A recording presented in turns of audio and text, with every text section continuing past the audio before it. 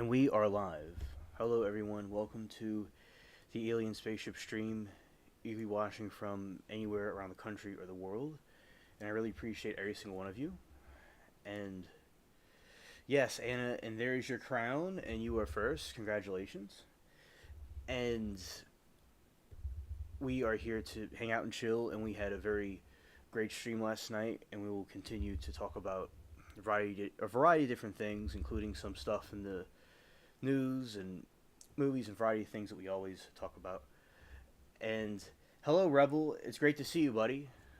It's been a while. All right. So, hello, everybody. It's me, Alien Spaceship. And shout out to you, Rebel. It has been quite a while since I've seen you. I hope that you've been doing well, buddy. And you win the alien royal jewels. That's what you win, Anna. So basically, today the trial, they ended it a little bit earlier than usual, and chat was very triggered in that case. And also something that I've seen was this: there's a ship that was attacked by some rebels. You've been busy as a mofo. Yeah. Okay. And understood. And basically, it looked like the Titanic. Basically, okay. So, some rebels, they took out one of the ships, and the ship went down like the Titanic because they had some of these rebels that blew it up. I'm not too sure about the situation, but it was over in the kind of like the pirates. They're kind of like pirates over there, and it was interesting to. It's sad to see a ship get sunk like that, but it was interesting because it reminded me of Titanic. Okay, Rebel, you have an alibi because you've been working very hard. Yeah, yeah, you're welcome, Anna. And also, I will address the other situation which I'll probably be repeating throughout the stream, is that the monetization was temporarily paused because I have to do the identity verification so they know that you're not like a robot or something like that. And the account type that I had set up, because I've been monetized for the past 3 months, and I'm still technically in the program, but I have to complete some verification stuff. And I had it set up as an organization, and I don't have like a business type thing. So I'm an individual, so I either can get something set up for that, or I could get that taken down, and they could create a new one for me where I'll be an individual. So either I'll do one of those things, and then we'll get the super chats and stuff back. But basically, and that happened earlier this morning at some point, but it's all good. At least we could still do the stream, and it will come back later. So that was something that I was dealing with this morning, and then throughout the day was researching about that situation. So basically, yeah, I think that with the ship itself, people had some suspicions about it because it was going to be, there's nobody on it, and people said there's no cargo, so some people were suspicious about it. But as I said, I don't know the complete story, but I know some stuff about it. Anna said, wow, we will vouch that you're real. Anna said, I waited half an hour. Judge comes back and ends the day. Oh, that is cringe. That's why everybody was mad. Because he seems like a cool guy, but a lot of people are saying that he ends the day too soon and people get triggered over it. So, but he seems very nice, but yeah, I don't know what's going on with that. We have to get the program. And thanks, chat, for verifying that I'm a real alien. I would appreciate that. And I appreciate the likes and the views and the comments. And also those that, like the super chat stuff, it'll come back later. And as I said, we did not break any rules or nothing happened like that. It was just a verification thing I have to complete. But everything's fine, though. So basically, yeah, because I only was there for a brief moment before it ended, and I'm glad that I was there with y'all briefly. And yeah, nothing much was going on with that situation today, and then they come back like that. So it seems that there's been a pause on that trial where they, it's still kind of in standing water, so to speak. Yeah, so something that I was finding out was things I did learn, because I think that all kinds of things are learning experiences. I was learning that in the studio in the program they have a chat feature where you could talk to one of the YouTube representatives about an issue you have. That's something that I discovered today that I didn't know about, and also was researching about how it works with changing the different types of accounts in the AdSense. And I was wondering, like, it was something that I did back in 17, that year of 17, where 2017, when I created it way back then. But it was probably recently, and I just chose the wrong setting. But as I said, it's all about learning experiences. I learned a lot today about YouTube and AdSense, so that's something important. I think it's good to know. But yeah, always, unless someone has like a company thing, a company entity, it's good to have it as a individual. But the other thing's fine to have too. It just depends on what you're trying to set up. But they have to take the whole thing down and make a new one. It's not like as easy as it sounds. Yeah, and he is like the sweetest judge ever. And we've encountered a lot of judges, and some of them are very nice. And yeah, he has to be one of the most iconic ones to be known. We'll remember him for a very long time. And also, he always was very good to the jurors and everybody that was practicing in front of him, which is the defense and the state. He's always smiling, and he's very cheery, very charming and funny. So as I said, his personality is he's a gentleman, certainly. And there's one time there's a trial, and the people were extremely, as I said, extremely grumpy. One of them looked like some Muppets character. He was really, really grumpy looking, and he really did not like the situation with his trial. But we don't really know what he was angry about, but he was just miserable. The one from Monica trial, he seemed pretty cool. Yeah, it just depends. Some of them seem not nice. Some of them, they have all kinds of different personalities. And, with humans, we all have our different personality types, which I think that makes us unique and different. And I think that as, this trial, I believe, probably be ending soon. We'll have to see. I don't know what situation came up. Sometimes situations happen. But, yeah, we will see the verdict. I believe it's guilty for that one. I believe that Karina's guilty, in my opinion. It seems universal that a lot of people think that as well. And so there's no other trials today that I know of. And it doesn't matter if there are trials or not on. I was going to be very focused on this other situation I was dealing with. So, and Anna says, yeah, the real old guys need to retire. Yeah. Yeah, because I think that... Okay, so, Rebel, I'll explain to you the case. It is Karina versus Iowa, and she was accused of murdering her husband, similar to Monica Cementelli, and she was sitting on him, apparently, and she had an accomplice, and her and this accomplice were talking about through not the Cash App. I was looking at my screen for a second. What I meant was looking through Snapchat. It sounds similar to me also.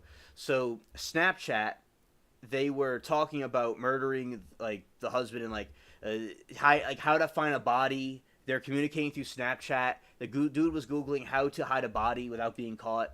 And just ridiculous things, and they both were looking up. So his trial is in August, and her trial is right now, and she looks like a decrepit, used chew toy. So that is why I think that she was, I believe she's guilty. And I'm going to tell you more about the case, but that's what happened with that one. And defense decided they have served rebuttal to the present. Oh, okay. I didn't know that, Anna. Thank you.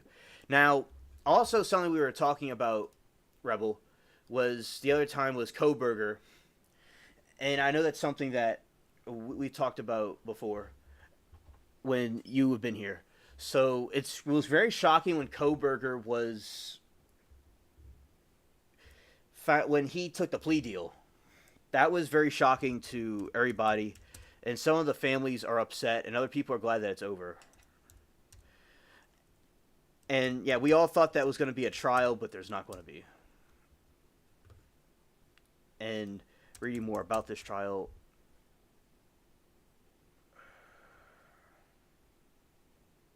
Murderer. Yeah, husband shot dead.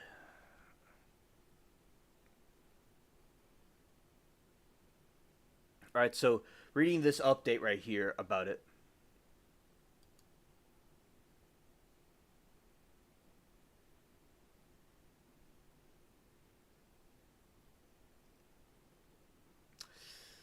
Okay, we're going to have to just not do that one.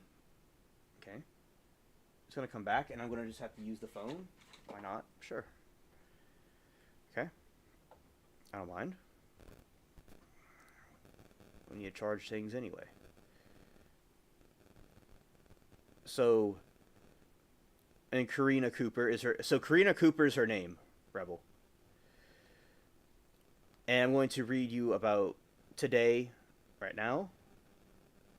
Okay. Let's begin about Karina. The Iowa woman accused of deleting her husband testifies in her own defense in court. And also, Rebel, I have been doing very well with my trial chat, companions, and every day they like seeing me go live, and they're amazing people. And shout out to them, and also you too, Rebel. And I've been going live every single day, and for quite a while, and it's been very good for a channel, and I got it monetized. At the moment, temporarily it's been paused because of what I said earlier, but I got it monetized. It's been a very great experience on my end lately with the streaming. So that's why I've been going live every single day. And a shout out to everybody here, appreciate it. The trial chat and all the other chats on YouTube I'm on, appreciate everybody. All right. So now we're going to continue reading about the Iowa murder. Okay. The Traer woman accused of killing her husband testifies in her own defense in her first-degree murder trial on Thursday. Karina Cooper was 48, was arrested last year, the June 2021 death of her husband, Ryan Cooper. He was found shot twice in the face while sitting on his recliner. Police body cam video evidence shows that Karina sitting on top of his body when the first responders arrived to the scene. Hello, G. It's great to see you. Welcome. And G, I want to let you know, which there's a pinned message, is that the monetization has been paused temporarily because I have to do an identity verification and I have to change the account type I have because I set it up as a business when it's supposed to be an individual. So, but I can always make it into like a verification to a business thing, but I'd prefer the other type. So right now, for the moment, it has been paused, but we'll bring back the monetization thing, the super chats and stuff later. All right. So, and G, I hope you're having a good day. It's very nice to see you. We're talking about Karina, so people that don't know about it can know about it, and also the ship attack that occurred. All right. So, Houston Danker, 27, is also charged with the first-degree murder in connection with Ryan's deletion. Prosecutors argue that Danker and Karina were having an affair and worked together to orchestrate the death of Ryan. Karina testified she woke up early hours on June 18, 2021, in a loud noise, and she found her husband dead in the family living room. And I'll get to you in a moment, G. I'll tell you everything about it. And Karina then briefly called Ryan's brother, Aaron, before the 911 call. And, quote, Aaron lives less than a mile from us. Aaron, a first responder. Aaron is a person closest to us that I would trust In time for an emergency, Karina said, I called him because I was panicking. I wanted there to be because I thought somebody might still be around. Karina said that she met Danker since she is a barber, and she cut his hair several times and then began flirting. And the relationship went to friendly to Snapchat messages to one-time sexual encounter. Houston acted like he was my husband, and Ryan was my boyfriend, Karina said. It was an online fantasy thing, and it became a physical in-person thing. I was disgusted and scared of losing my husband. Danker also made her afraid of Karina testified because he would make threats to her, Ryan, and her family. And, quote, he liked to brag about how he knew powerful people and his dad knew dangerous people. Karina said, I thought that he was full of crap and he's got quite a reputation and around with women and telling tales, tall tales. The state argues that Snapchat messages from Karina and Danker talk about wanting to get married and even planning to have kids through IVF. Prosecutors say evidence shows the lovers and had been messaging on the app throughout the night Ryan's death. Karina said that she did not tell law enforcement about Danker for years because he was afraid of him in police response. Quote, I was scared of Houston. I was scared of the police. I was scared that I had lied for so long because I felt like I was being set up. And Karina said, I felt no matter what, I was screwed for lack of better terms. Scared.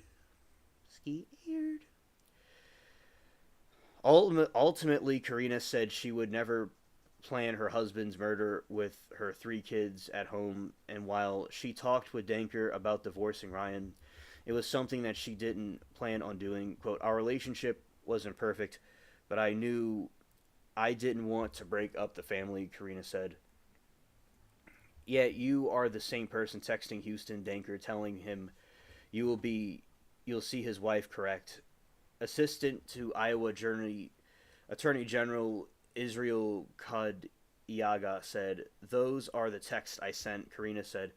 The defense rested its case after Karina testified. The rebuttal testimony is set to happen Friday morning, close to arguments, and jury deliberation is expected to follow. All right. So that is the situation with Karina, and she did it testifying. So, Rebel, that is the case that we are looking at. So I think she's personally guilty, and the messages clearly show that there is intent. And like you have a situation where you're going and you're saying, "Oh, look at me." They're saying like, "Oh, look, I'm going to look up." She's looking up how to delete somebody and not being caught, and he's looking up stuff and communicating on Snapchat about murdering people.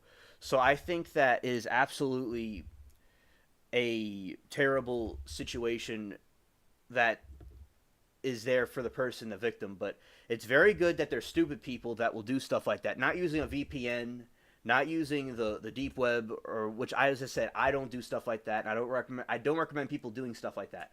But they didn't use any kind of layers to try to find them. And also, it is extremely, I think, essential to see this, because you see how like blatant, like she wants to get rid of him and she was going with this other guy. And I think that it's like people, I guess like you could have like a divorce because like people don't want to be with somebody. I guess, they could leave, but when they do these murder things, they're going to get caught unless they're unfortunately very, very, very, very clever. It's like they're done. And yeah, she looks like an old, worn out chew toy or something. She looks like decrepit. And that is, that is the trial that we're reviewing. And also, G, I'll tell you the story. So I knew, I knew that they have to like verify your identity with the AdSense stuff to make sure that you're a human being. Like, for instance, with Google Ads, like running ads on YouTube and Google platforms, they had the same thing recently. They asked me, but that was I could just do it as an individual. So other thing was at some point I set it up as an organization. That's not bad, and I can get some sort of a company entity and do that. I'd say nothing wrong with that. If anything, that's kind of a good thing to have at some point. But I didn't expect it to be where for that specific one. Yeah, it looks like an old cat. Yeah, so I'm gonna show Karina on the screens on one of these screens so y'all could see her. But yeah, so that is for a while. So when I'm going to verify it, through like me as a person, it wasn't I couldn't do it that way.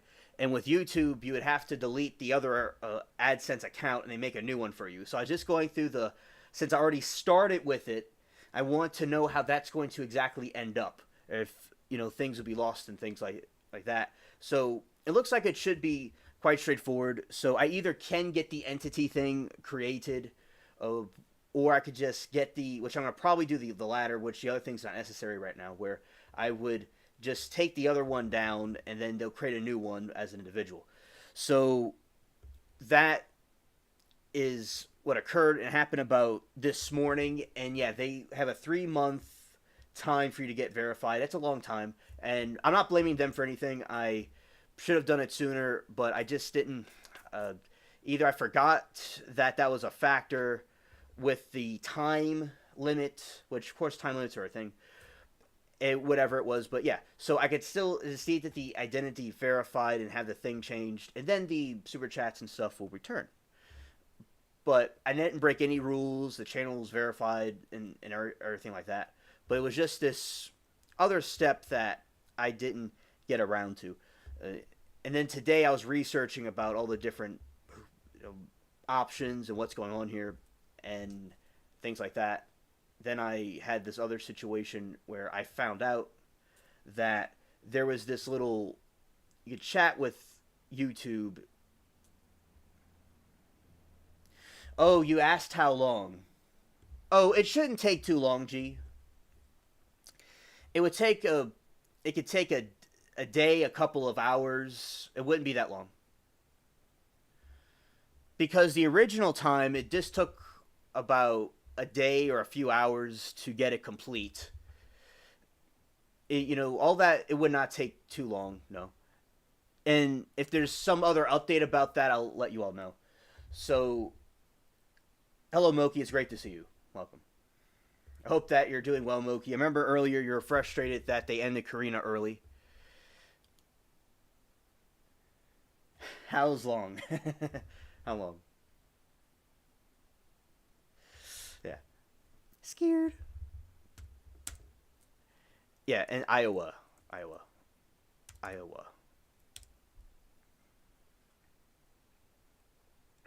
Okay, so I'm going to. Her name's Cooper. All right.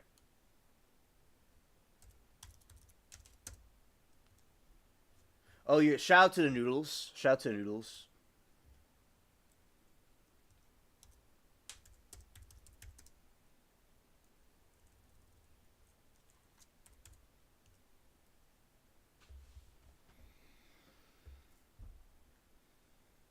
Oh, I love miso soup and sushi. That's very delicious. That's very delicious. Okay. Well, hello, Abby. It's great to see you. Welcome to the chat. I hope that you're having a good evening. Okay. So, we talked about. So, that situation with Karina Cooper that she did basically what Monica Cementelli did. I'm going to show her on the screen so people could see her. And if this browser is a little bit off, I'll go and show you all through the other browser. So let's see. So going to do it through this other way right here. Okay. All right. So we're going to do it through the Safari browser because the other one still thinks that it's open when it's not open. It's all good. It's all good. Here we go. All right, so this is Karina Cooper.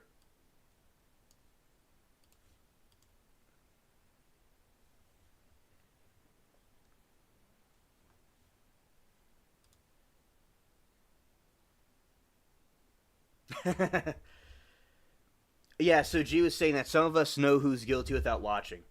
Yeah, so yeah, it's very fascinating that she took the stand. And usually, like, what I thought was it's not recommended for them to take the stand, or I guess in certain situations, there's exceptions to the rule where they shouldn't take the stand. Like, it seems like it helped in the Preppy trial, where, in that case. But in this situation, maybe it'll help or maybe it won't. I don't know, but it's usually not recommended. But yeah, we'll see what the jury will think when we see the verdicts about it. G says she looks like someone else on trial a while ago. Oh, it's going to eat me alive or until I remember. And Anna says, me too. Vader arc. Scared. Me too. Didn't see her taking a stand, but live when they do. And G said, hey, I'm not bragging. It's God who gets the credit for making me know things before I watched them. LMAO. Relax. I just kidding. Yeah, G. Amen. That is a good God-given gift. That is true. And yeah, so that is Karina. She looks guilty as she would. Scared. Oh, hey, Greg. Good to see you, buddy. I hope you're having a good evening. We're talking about this defendant, and she took the stand. We're very surprised about that, but that is the defendant. Yeah, she looks very guilty for sure, for sure.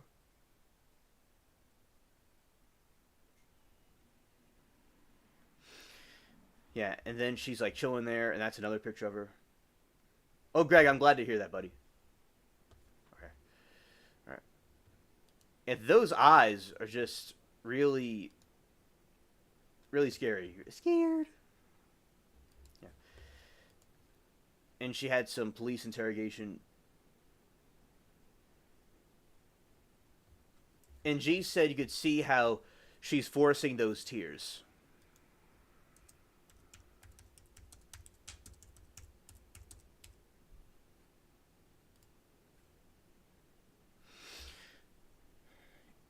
You see how she's forcing those tears, but I am not so upset that he got off slightly cause, that he needed, but I'm sure he's learned. Right.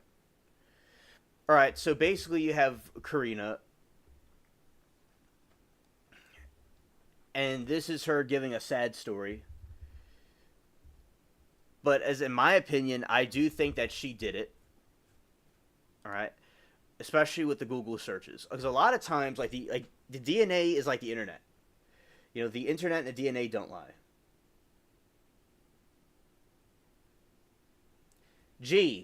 I know that you were at very first I thought you were talking about her, but I saw that you said he. So my precious Emerald, I understand now that you're talking about Raul because you were saying about he. So as I read it, I understood the truth, so thank you for clarifying.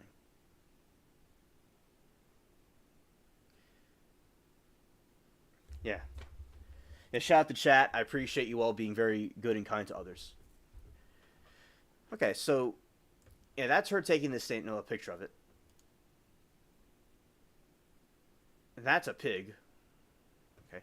We'll close that window down so it could remember something else. So it could kind of like reset itself. Okay. Now, do y'all that saw the testimony on the stand, did y'all think that she was believable or not? It's something I possibly could react to if the browser... the browser's fine, but I have to switch a browser. And I'm going to go read some more context about this trial, then eventually we'll get into the ship thing. Okay, here we go. So, I'm going to Karina Cooper. Karina Cooper reminds me of Interstellar. But it's always kind of surprising when a defendant takes the stand. It's always kind of surprising. So, Now we'll continue on to this other thing. And then Karina took the stand with her own defense. Cooper denied any involvement in her husband's murder and pointed in the finger of her lover, Houston Danker. Karina's husband, Ryan Cooper, was found shot to death in her home.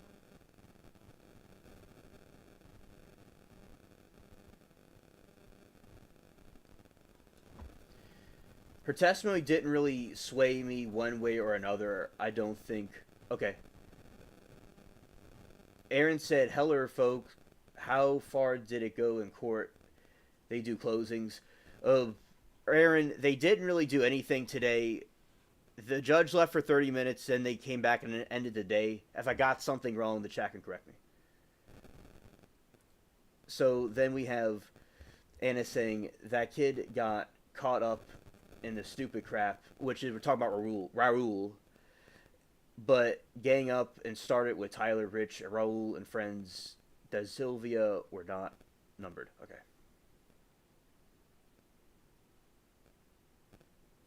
A very good commentary, chat. Right. So, like, an overview about this day. It was an Iowa woman facing life in prison without parole if convicted murdering her husband. According to the affidavit, Ryan Cooper was found with the 2 gunshot wounds to his face in their Traer home on June 18, 2021. A deputy noted Ryan's body was in the recliner and the wife, Karina Cooper, was sitting on top of him. The couple's 3 children were also in the home. Yeah, Aaron, I agree about the guilty verdict. Deputies found no pew-pew or gun at the scene, but did not recover the .22 shell casing. The case went unsolved for nearly 3 years until Karina was arrested and charged with the first-degree murder in February 24. 2 months later, co-defendant Houston Danker was also arrested on the first-degree murder charge for acting in concert with Karina to delete Ryan. Danker is currently scheduled to go to trial in August.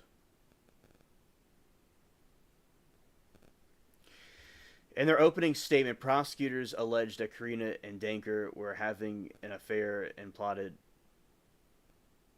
to kill Ryan and collect the $500,000 in life insurance. The defense argued that Danker alone killed Ryan, describing him as a manipulative lover who pulled Karina into a fantasy starting a new family. And here are some of the points that happened today. Alright, chat, here we go.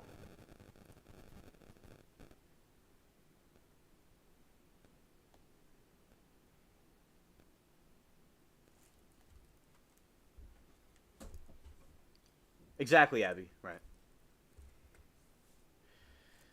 I agree. And Karina Cooper, Day 6, Windows World's murder trial. Defendant Karina Cooper testified in her own defense on direct, and she began by telling the jury that she married Ryan Cooper in 2009 and they had 3 children together. Described marriages as generally good. Ryan handled finances and she ran a barber shop at home. Said Ryan mostly slept with the recliner, often fell asleep watching TV. Claimed frequent overdrafts were due to forgetfulness and not financial desperations. After Ryan's death, lost their home and moved multiple times before settling in Cooper Farm's own house. She said that she spent life insurance money on debts, rent, and a $12K embroidery machine for the planned business. It sounds shady to me. Described Houston Danker as former client who became an online flirtation, eventually a one-time sexual encounter.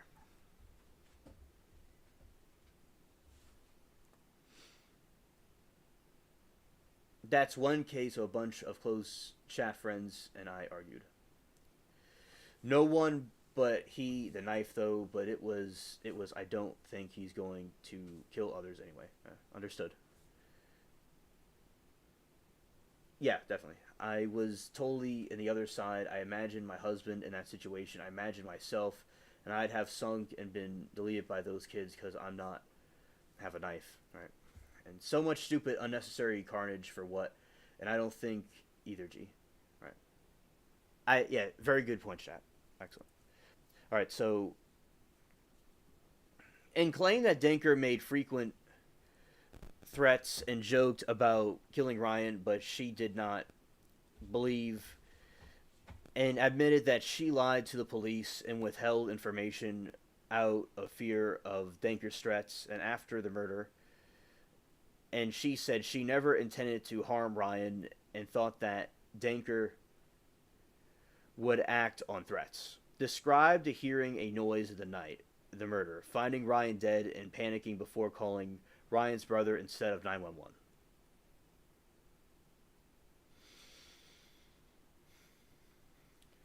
There's a quote that I saw that if you're angry at somebody to the point of doing like what these people do with these murders, think of the consequences of the actions.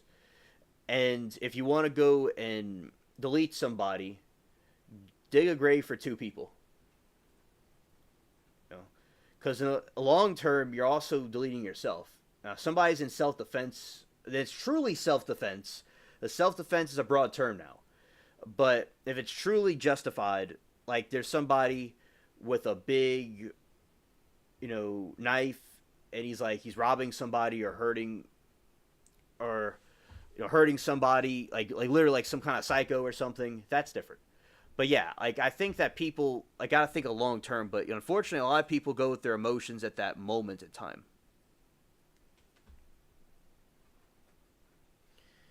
So yeah, I definitely think that aliens not coming to this planet all the time, or they're doing it incognito. That's why we come incognito because it's just there's a lot. We want to help the Earth be more peaceful, not mostly peaceful, but more very peaceful. So that's why I don't blame the UFOs for being more cautious. You know, I'm just the goofy alien that likes to just go and expose myself everywhere.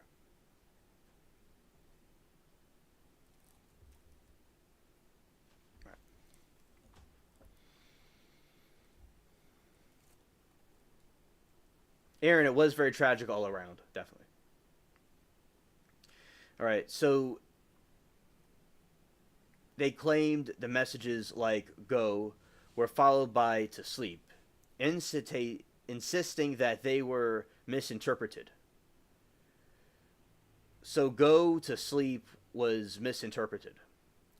On Cross, the prosecutors confronted Karina with sexual, explicit, emotionally charged, and snapshots to Danker hours before Ryan's murder. Messages showed that her referring to Ryan as a sperm donor and calling herself Danker's wife. You see, when you do stuff like that, it makes the situation look bad. Like, even if, like, guilty or innocent, that just makes someone look bad.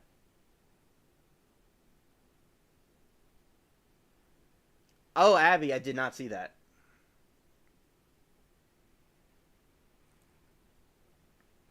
I think certain people should be locked away.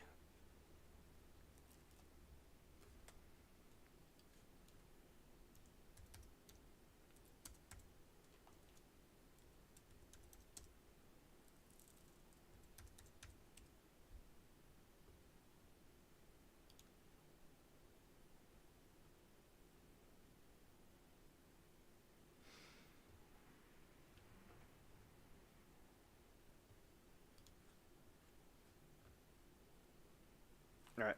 So, G, and also Anna says, can't explain myself logically. I know he's guilty, but he was hoping that he didn't get the murder with Raul. Okay. And G said, they kill spouses to be with lovers, only to be jailed and have neither. Stupid, stupid killers. Losing your freedom, eating slop, and Big Bubby's.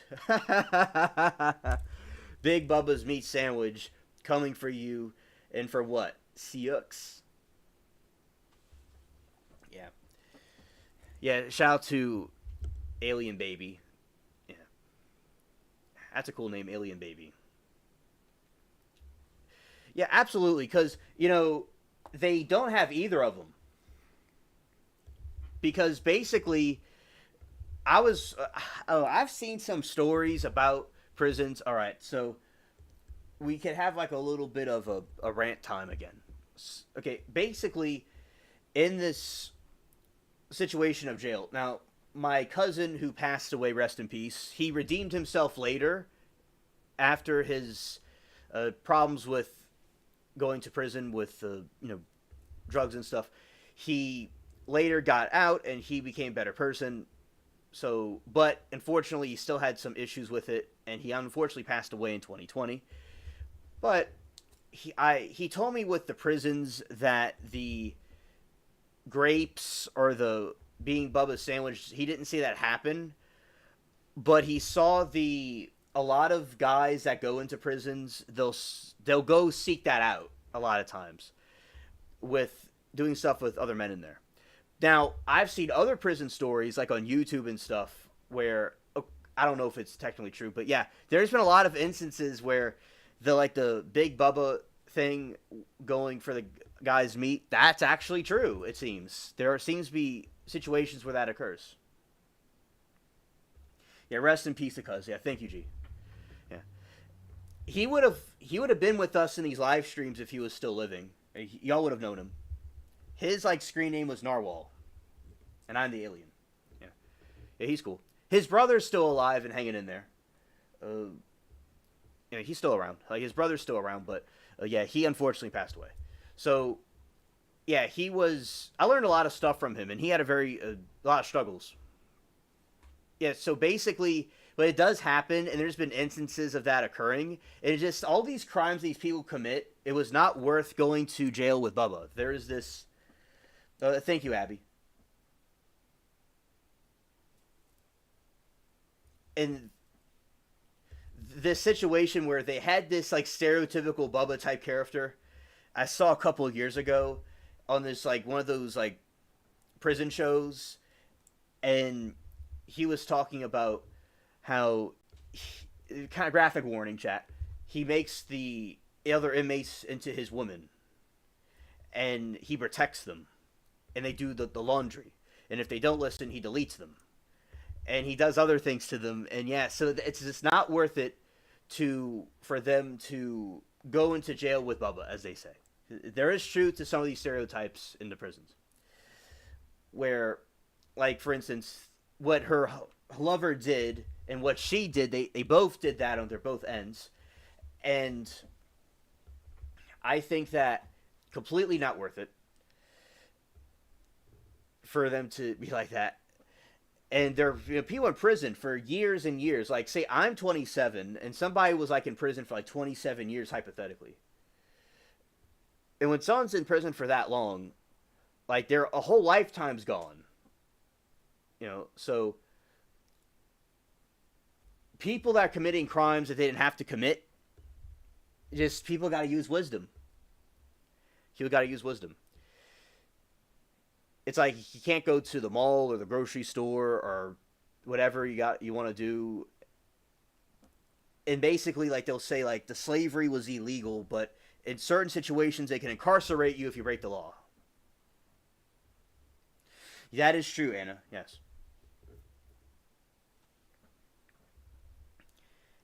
Yeah. So, and there's a lot of fights and stuff. This guy was talking about how two of his relatives passed away, and he felt sad about it.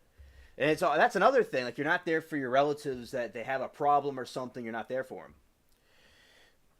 So that's another thing. And he was saying that he was just leaning up against the wall, being sad, and then somebody was trying to pick a fight with him. So someone punched him for no reason. And then they got into a brawl, and they had to shut down the whole thing. And he was saying that everybody's actions in there is responsible for the other person. So if somebody is starting a fight in the chow hall, it all goes down. Everything gets shut down, and they go bring their pew-pews out and get the situation taken care of. But yes, people fight just evil for no reason.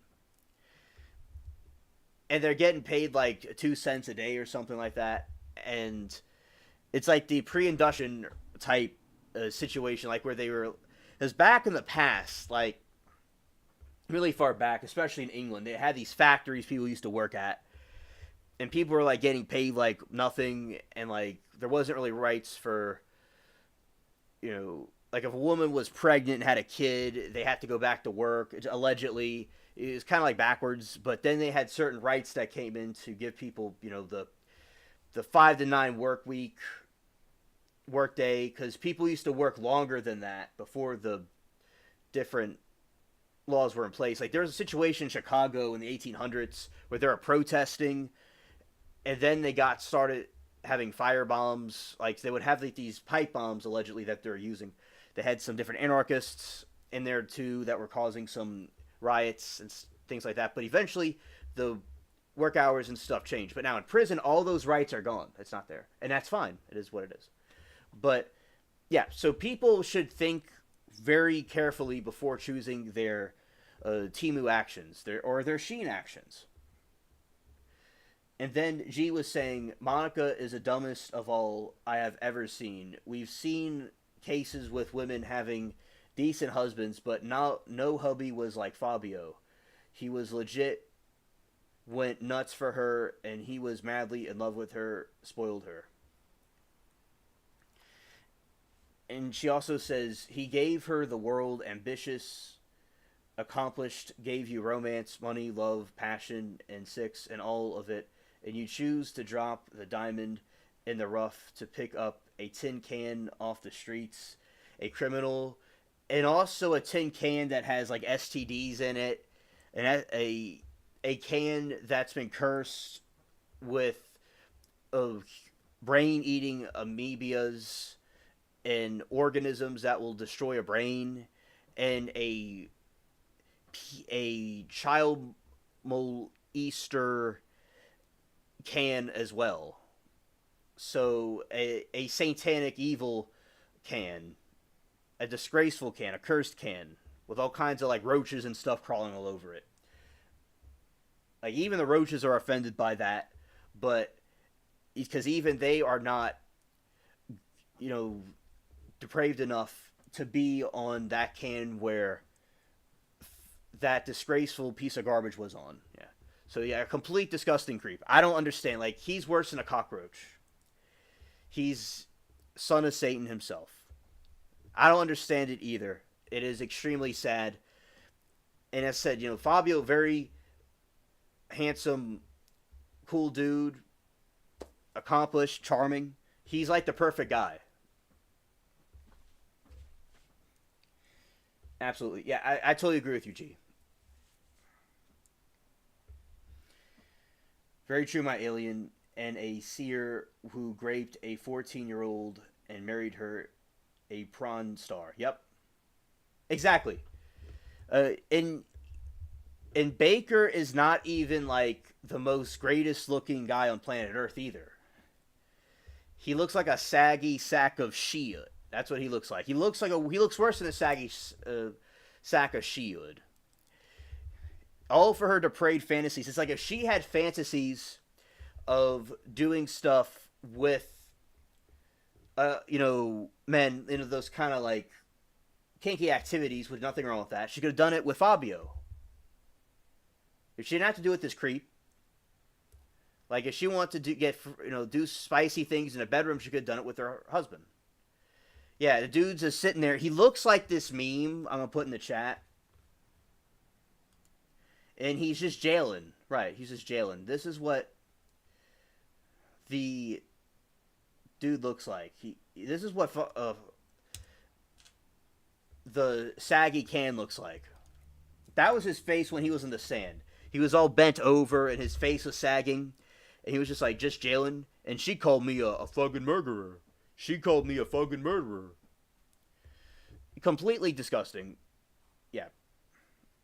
And all to sit in jail, keystone crime, and not smart enough to be criminals. Exactly. And she couldn't wait to be Miss Baker, the proud wife of a child rapist. Yeah, and she was saying allegedly she thought she couldn't divorce him because of the Catholic faith. Now, the Catholics, in my opinion, can divorce. I think that is legal for them to do.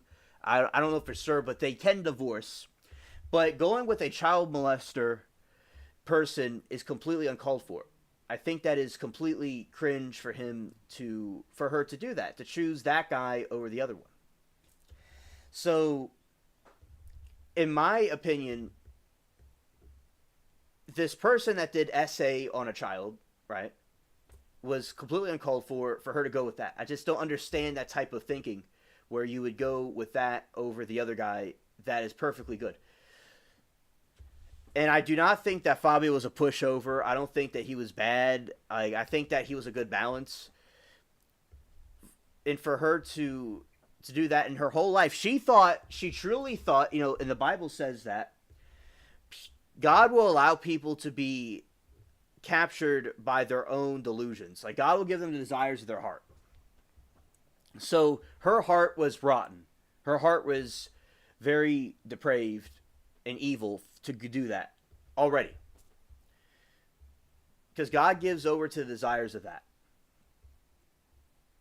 Because she was already had a heart change of heart in a bad way. And that God gives them confirmation of their delusion. So what that means is that they're allowed to be delusional to think that what they're saying is true. So she thought she was really going to get him, get all of his money, and be Miss Baker. A person that molested, I should say, a code word probably. Somebody that did SA on a child, okay? Someone did SA on a child and did all these other things. I think it's absolutely disgraceful for her to choose that. I think she's truly evil. Like, she truly has an evil spirit in her. Truly is an evil heart to be like that. And she is a witch. Alright? A complete witch. And a bewitch, too. And G said, and I know what you are going to say, and she probably feared Fob wasn't into that, but if Fabio knew he was going to be deleted for it, trust me, he'd do anything that she asked. Oh well. And G said, for all we know, Fabio would do those things, but he didn't want to with his wife. Maybe he thought she was the prude or pride. And Anna says, G, we Caucasians, is that what I said? Caucasians can be wild to divorce, no life insurance, murder, not accepting for Catholics either. And G said, I mean, Robert De Niro and analyzed that, and she did, wait, you want me to do that? And say mouth I kiss my kids with, or something like that. Ah, okay. And G said, Anna, I know that I am Caucasian too, LMAO. It's a phrase that they use in Married at First Sight episode. She said that to her, the hubby, both Caucasians, all you know is how to be a basic Caucasiux, LMAO. And it says, don't think that Fabio was a type to get naked in cars and go to strip clubs and watch Mo grab bubbies. And G said, I know, Anna, but you never know. He may have hidden his desires too. Maybe he thought that she'd never get into it. LOL. Absolutely. Absolutely.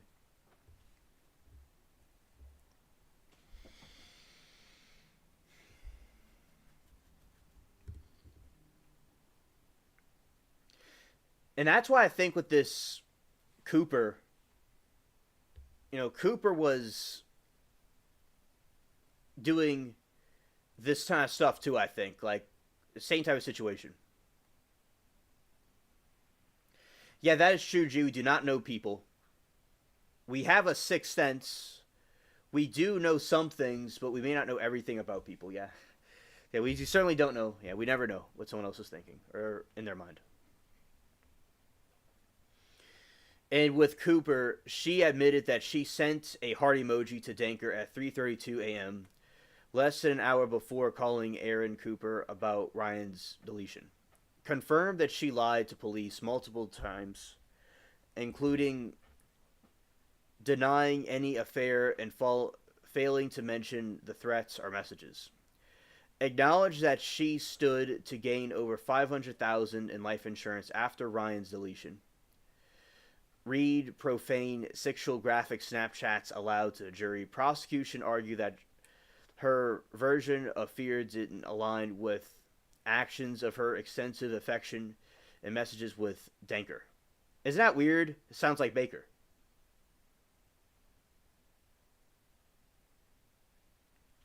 Hello, Shecky, buddy. Thank you for coming by. Hit the like button. I appreciate you, dude. Yeah, his name's Danker. No joke. Danker. Like he's a wanker. And he likes to gobble up that dank.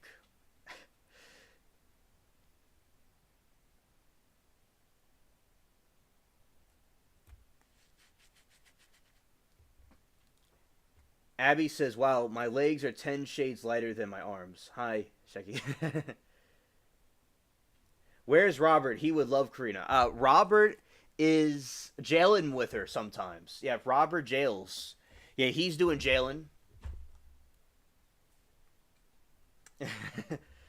He's jailing. That's what he's jailing with Karina low key. Yeah. On redirect, Karina stated that she didn't tell the police that Dinker because she was scared and felt trapped, and she lies and threats. Claimed not all messages were loving, some stemmed from control and manipulation by Danker.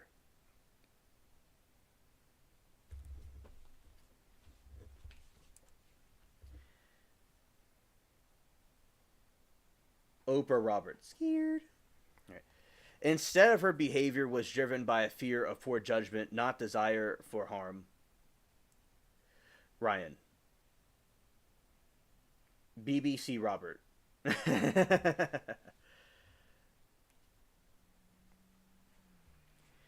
State of rebuttal. Witness then Tiffany Lord. Digital forensics reviewed that Snapchat logs and found only go was sent and not go to sleep, and Cooper testified.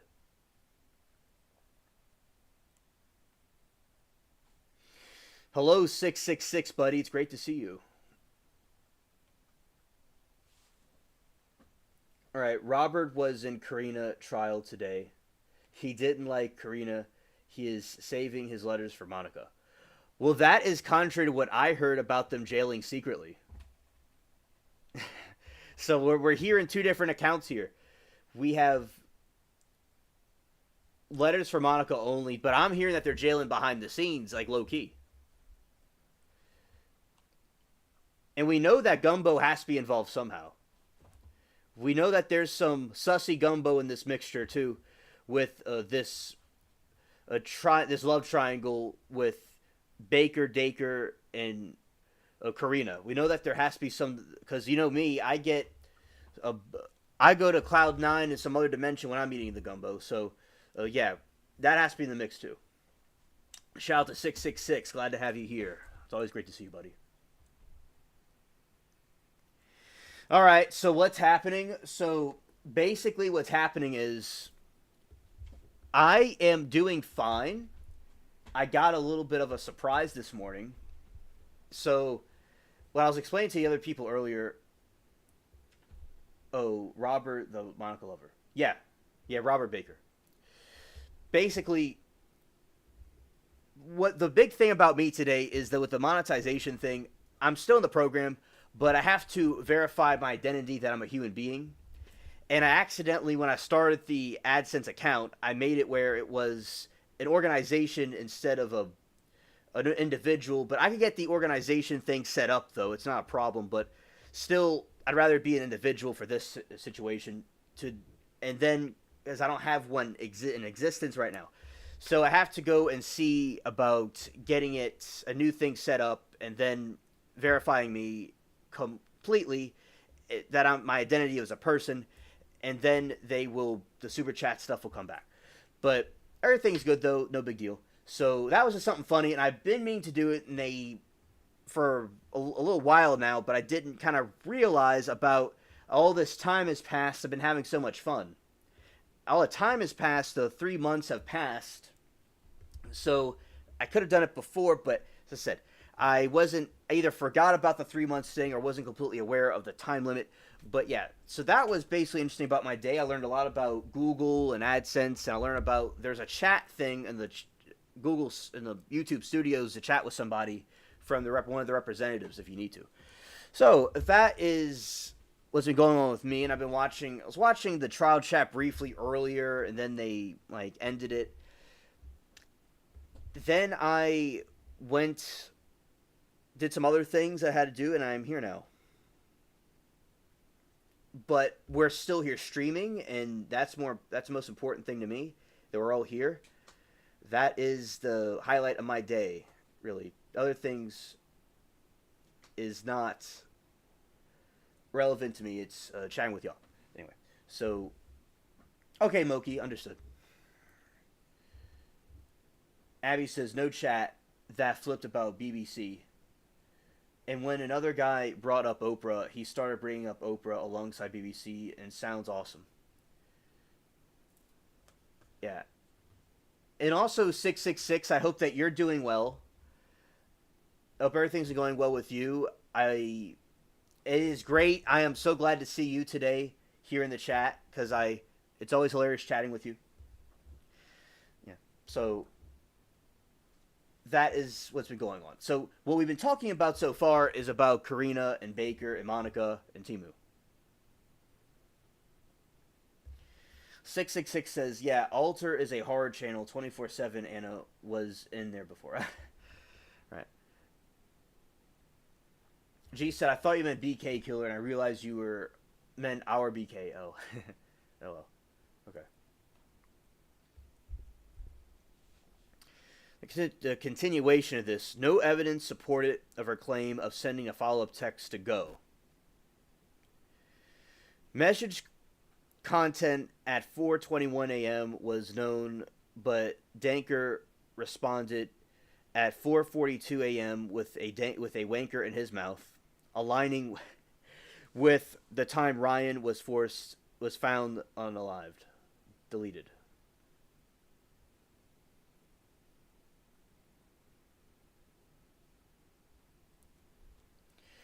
All right, 666 says, Alien, I'm okay. Thank you for asking. Only trial on is the crybaby. Wait, though, why isn't the honor killing trial being shown? Oh, scared. Yeah, I don't know what that is. Grace Jennings. All right, we'll look that up right now.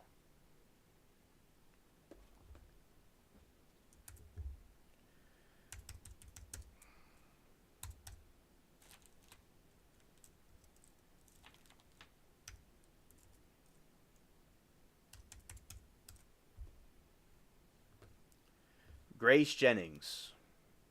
Okay.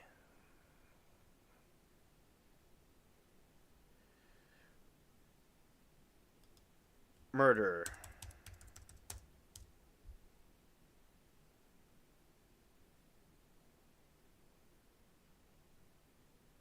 Yeah, scared.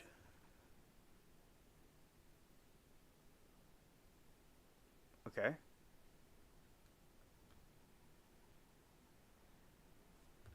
I'm seeing very little info about it. I know, G, that makes no sense.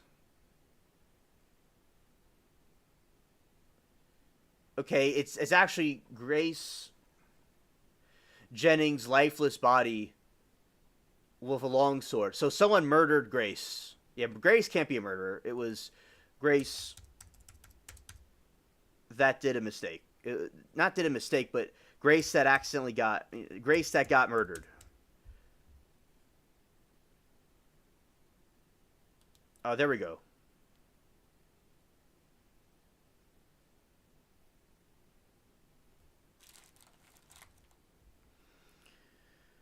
Hello there, Remy. It's great to see you. Okay. All right, we're going to get there.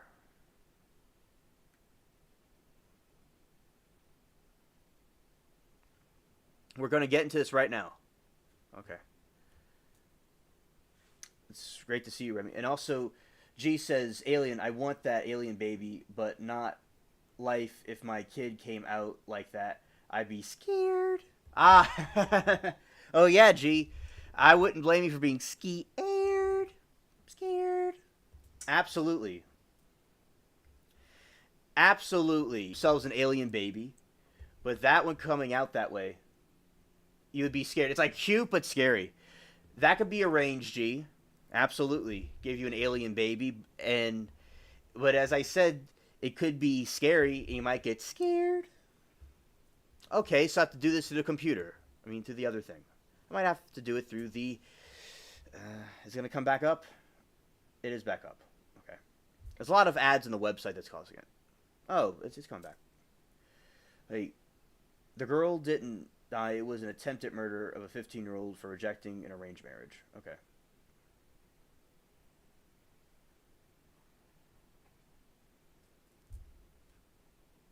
Okay, so y'all are saying that it's not a murder.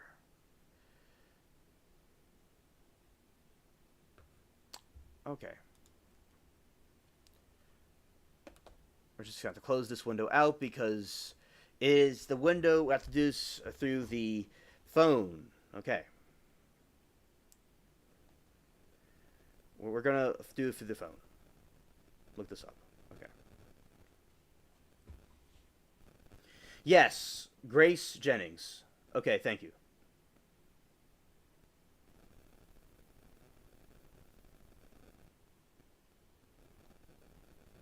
Let's read about Grace Jennings. We'll do it right now. G says, oh, that's even worse. LOL, murdered Grace. Graces don't want to die either, is my understanding. I read that somewhere not till they are 99 in perfect health in mind, body, and soul.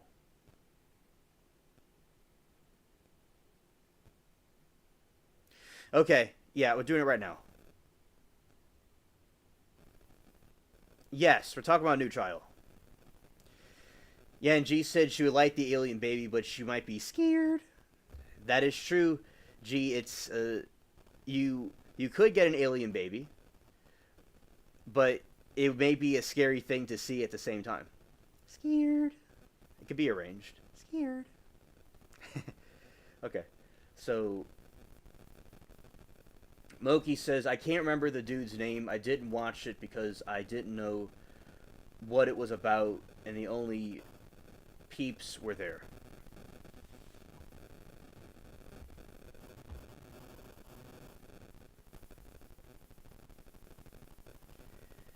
Alright. Police of Santa Fe discovered a gruesome murder scene when they responded to a call at a residence in October 2022, finding a woman deleted and blood-covered sword nearby. Oh, okay, G, thank you. Officers were dispatched to a home in October 29, 2022, where Isaac Apodaca and his girlfriend Kira McCulley lived in a detached garage on her mother's property. Abby says this is the USA. Unless it's an active terrorist, there is no honor in any deleting. Right. Exactly. When police arrived, they witnessed McCulley fleeing from the garage inside and discovered the body of Grace Jennings alongside a long sword covered in blood.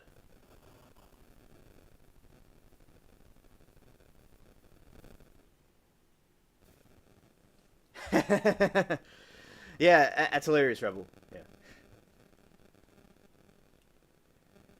Apodaca told the police that McCulley was responsible for Jennings' deletion. Okay, Moki, thank you. Apodaca told the police that McCauley was responsible for Jennings' death.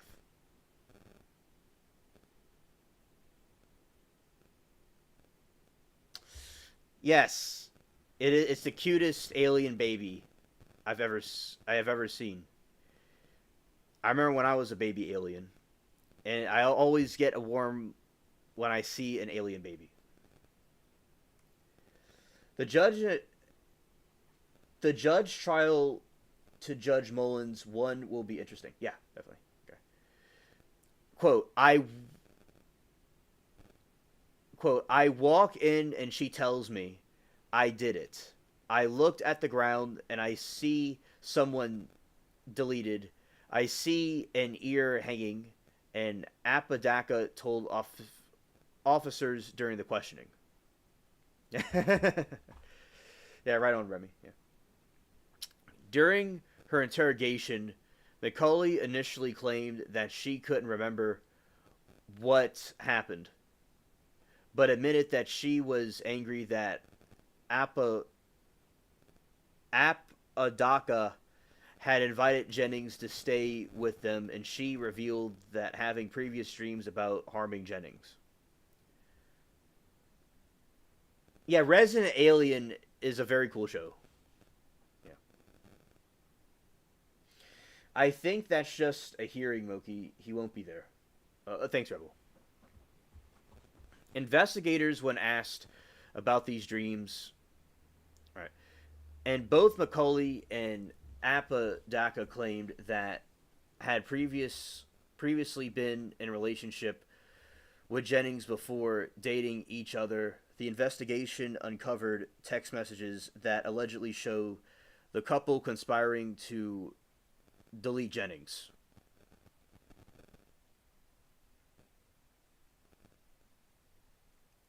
G said, "Oh wait, the parents tried to kill her for not marrying whoever, and then they pick him out and was eager suitors' parents. Did the boy want it? Scared?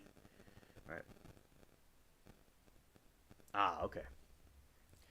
When confronted about these messages, Apodaca said that she was messaging me on planning on how to delete her.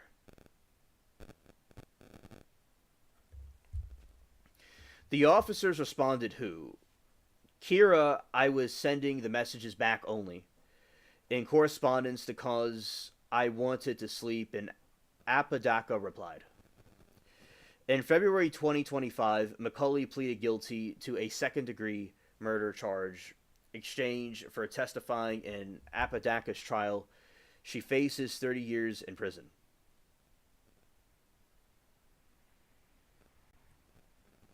We'll find out. We'll find out. Apodaca initially signed the plea agreement, but his attorney later ripped up the document during a hearing, stating that the client no longer wished to accept the plea offer. He faces trial and later this year for coercing Macaulay and Jennings' murder. All right, so that is what that trial's about. Let's see when this trial will start.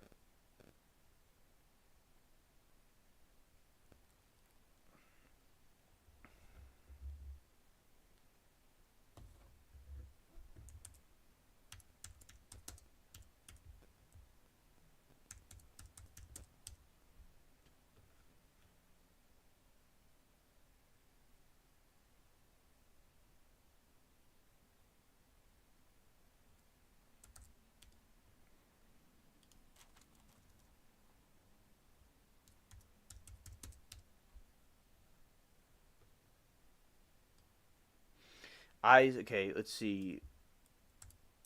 Grace Jennings murder trial date.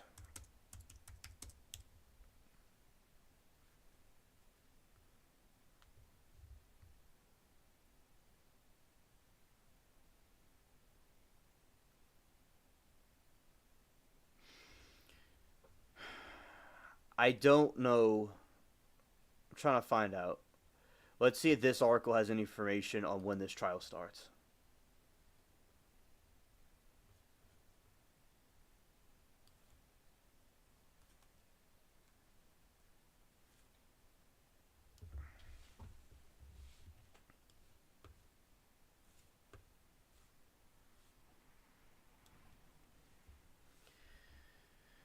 All right, let's see. August 20, even as prosecutors work towards plea deals to resolve the murder charges against Santa Fe couple accused of grisly October 2022 slaying with a sword, their trials have been postponed to November. All right, so it seems that it's going to be November. Um, hmm. Now, this trial was this article's from 24, so November of 24 already happened. So I don't know if the trial didn't happen yet, or it happened. I don't think it happened already. I don't know. So I don't think it happened already, but Shaq can correct me.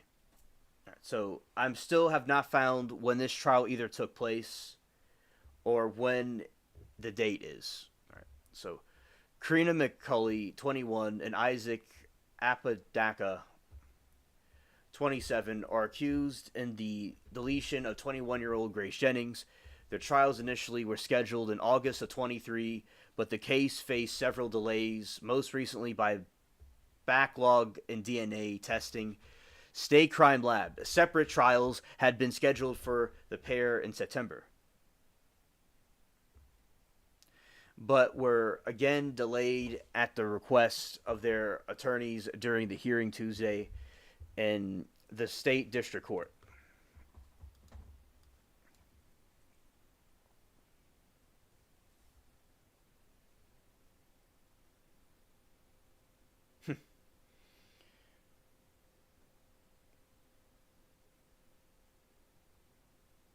Yeah, Sarah Boone was cringe.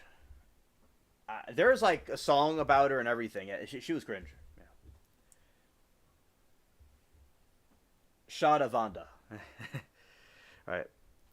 Apodaca's defense attorney said that there has been some developments that will require some new interviews in his case.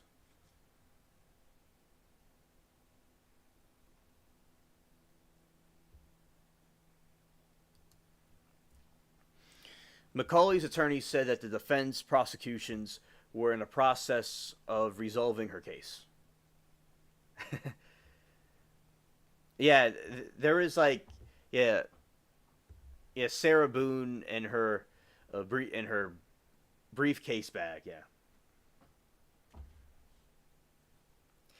McCauley's attorney said that the defense, and prosecution were in the process of resolving her case. McCauley is suspected in fatally stabbing Jennings was with a 3-foot sword in detaching garage at her mother's home, F. Sarah Bone, on city south side, where she lived with Apodaca.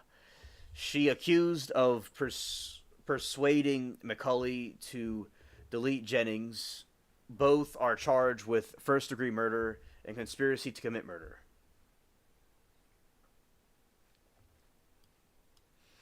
Aaron says, Moki just got back in the city today for like 2 days and then heading back. I am moving there. Scared. 666 says Gregory Moore will be on GPS monitoring what awaits his trial on the charges of Alzia Sherman's 2013 murder, privilege, how the people they commit murder. Yes, scared.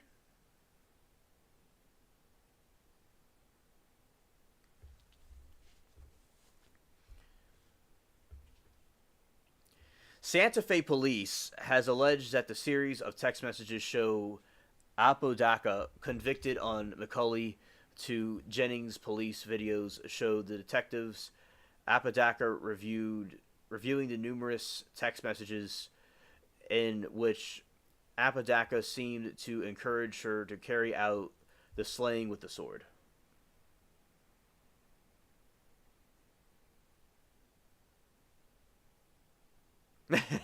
Hilarious G and Anna. Hilarious. Prosecutors in recent days had offered Apodaca a plea deal, and he and his attorneys returned to the counter with offer to Deputy District Attorney Haley Murphy said Tuesday that she planned to speak with Jennings' family members before bringing another offer to Apodaca.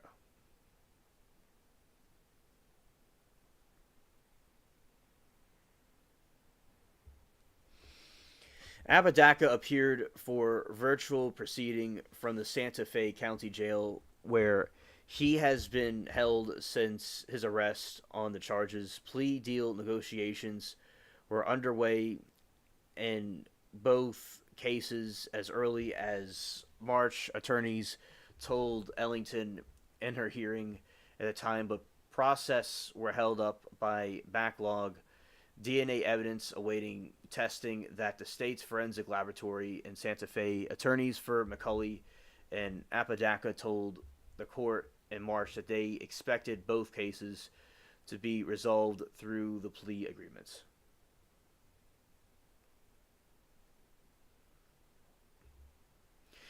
A judge had found McCulley was not competent to stand trial in November 2022, and she was sent to New Mexico Behavioral Health Institution to receive treatments. She was found competent in a December 21 evaluation from the State Institute and was rebooked into Santa Fe County Jail in January 10, 2023.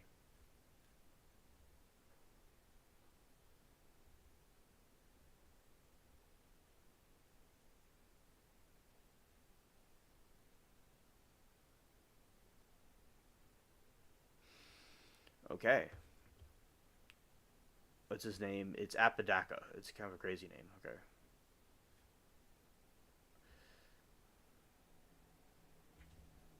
And Isaac. Okay. Isaac.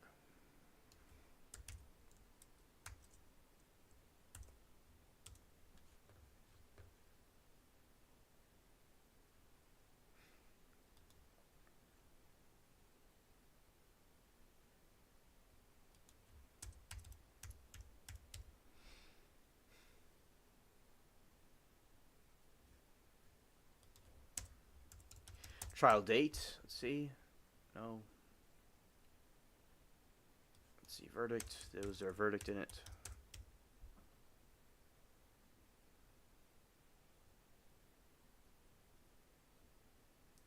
All right. In February 11,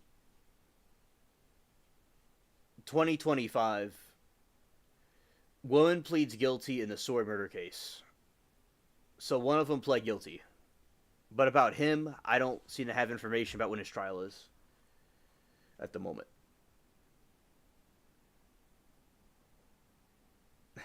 Yeah.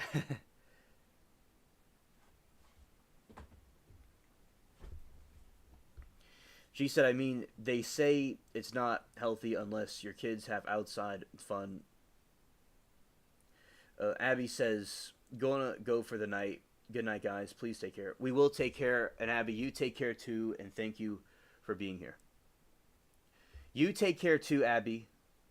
Thank you for being here. Have a good night. 100% I've reached for 3 years in huge community who socialize daily and yes, a lot of activities.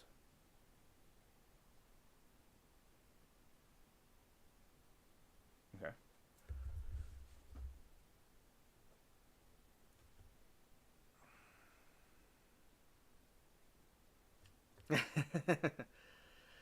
And it says when your son comes home wearing a pink tutu, you'll know your son has come home indoctrinated. Yeah, I mean, I understand what y'all talking about, definitely.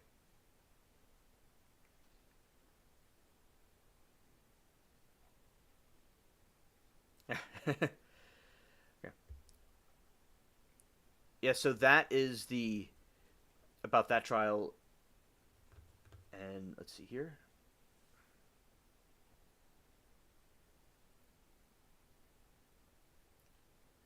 Well, Mokes, I would to the schools and what's going on with kids blowing up schools. It's scary. Yeah, I understand that. So basically, with the schools, like I went to a good private school where it wasn't like that. And I do believe there are good schools out there that aren't doing weird stuff like that. But y'all do what's best for what y'all think. Because I never was homeschooled, but I can understand people would have an appeal to it. Aaron says, they don't correct my daughter's spelling or grammar in grade 5, but she can change her identity, and they can do it without parents' consent and teacher staff. Oh, Aaron, I think that is not. That is cringe, definitely. Like you have today where these schools are indoctrinating people and these kids to do these things without parental consent. It's like, what are we doing here? It's like the complete decay of the civilization is like when you want to poison the youth. For instance, in like the Soviet countries, although kind of like a different situation, but a similar concept is when they would take the kids and they would indoctrinate them with different ideologies. And over in like communist China, they would have the kids turn on their parents and stuff that didn't know about Milo's Little Red Book. So I do think that this type of strange indoctrination of children into these things has gone too far, and it's something that other types of fascistic regimes have done. And so, Aaron, I definitely understand your concern about it, and it's something that I can understand why people wouldn't want their kids going to school. Although I do think the high school experience can be a great experience. Of course, there is possible bullying could occur. Hypothetically, there could be, a rare oddball where you have a situation where a blowing up or a shooting happens, God forbid. So yeah, there are reasons why people wouldn't want their kids going to school, and hopefully this could get resolved at some point with all this terrible trauma with trying to tell kids about these identity things. I think kids should make decisions when they're adults, in my opinion, what they want to do with their lives. But, leave the kids out of it. Let kids be kids and learn how to do math, do reading and writing, and learn about history and how to count, or learn about how to do taxes. I think that's what kids should be learning about. And watching movies or having fun and playing activities and stuff. I think that with the kids these days, they shouldn't be trying to do things like that. If you just wait until they're adults, they can make their own decisions with their lives. But the kids, I don't agree with that, in my opinion.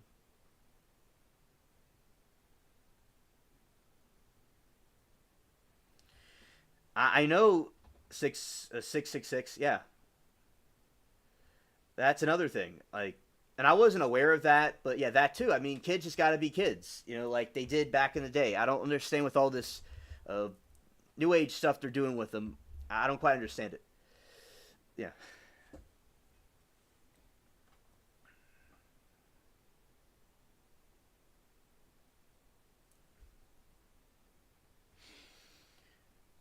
All right. And Moki said one teacher put a litter box in her classroom.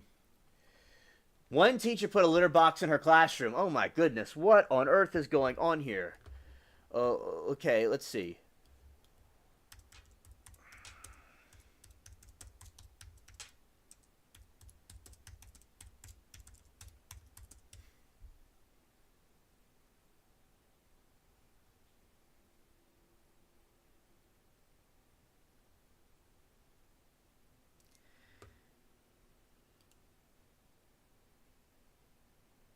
Um, yeah, that's true. What on earth is this world coming to? I'm feeling all kinds of emotions right now. Right now, I'm like, they're using. This is true. Some schools have litter boxes for the alleged furry thing, a situation. Yeah, right on 666. I know. I mean, it's like I'm just in awe here. I'm just shocked. It's like kids using that as furries. Now, allegedly, I'll read this whole thing to y'all, and okay, so I am just blown away. My alien brothers across the galaxy. I know why you don't come here that often. All right, I am knowing this now. What is with these Earthlings? My school doesn't do this that I went to. You know, they don't do stuff like this. Okay, but all right, we're gonna read about this, and I'm gonna read you their refutation, why they say it's not true and why it is true. All right, because they're gonna say a disclaimer, it actually is not true. Blah blah blah blah. But Remy says everyone should own a pink tutu. Well, my pink tutu is a hot pink, but it has been taken by one of my cats has it and is using it as a pillow. So I don't have it right now, but yeah, mine's hot pink, Remy. Right. So this is what the Google's saying, but as I said, here we go. I'm feeling, mind blown right now. Okay, so AI is going to debunk the rumor. Let's see. The claim that teachers are putting litter boxes in classrooms to accommodate students who identify as animals. Why are kids identifying as animals, often referred to as furries, is persistent, a false rumor and hoax, allegedly. This rumor has circulated widely on social media. Oh yeah, absolutely, Remy. That will be y'all see that one day. Facts. When my cat gives it back to me. Actually, I have one of the iPods that I have is blue, and the other one's hot pink. I actually have an iPod that's hot pink. I was like, I never got a pink thing before, so why not? So yeah, I have a dark blue one. I have a blue one and a pink one. So yeah, there you go. But anyway, so which I believe it's actually true, but let's see what they're going to be saying. A masculine alien I am. I certainly am a masculine alien with my hot pink, all these hot pink things, and I get scared. This rumor has circulated widely on social media and has been promoted by various individuals, including some politicians and media personalities like me. That was a joke. School officials, fact checkers, and news outlets have consistently debunked these claims, according to the Soy Army. Yes, Remy, yes. The litter box hoax. Y'all are hilarious. Y'all are the most hilarious chat on the internet. The litter box hoax seems to have originated as a backlash against school policies that support transgender and non-binary students, often used to ridicule more light or gender identity issues. The term furries refers to a subculture interest of anthropomorphic animal characters, but does not involve identifying as animals or needing a litter boxes. Some believe the rumor gained traction by playing on conservative fears about changing school norms in schools. So they're saying why it's untrue.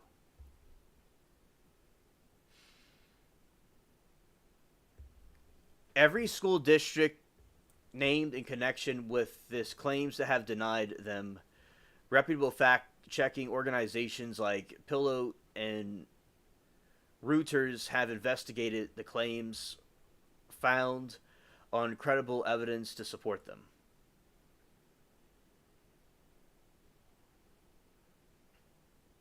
Good night, Aaron. Thank you for coming. There is no evidence of schools officially recognizing students who identify as animals, according to them, with litter boxes, allegedly.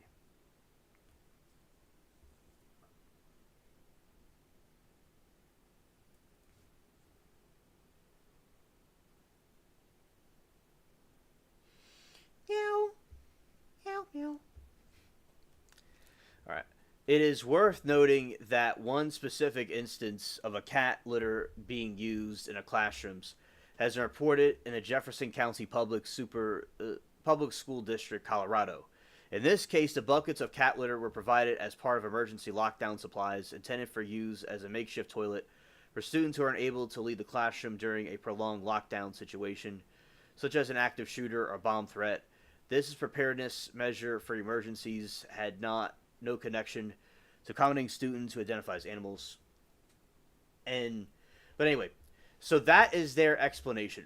But still, in my opinion, it is possible that there is truth to what they're saying, that they're trying to accommodate students with that are identifying as furries. And if they were, that is just going too far. That is going too far. I agree with y'all if that is the case.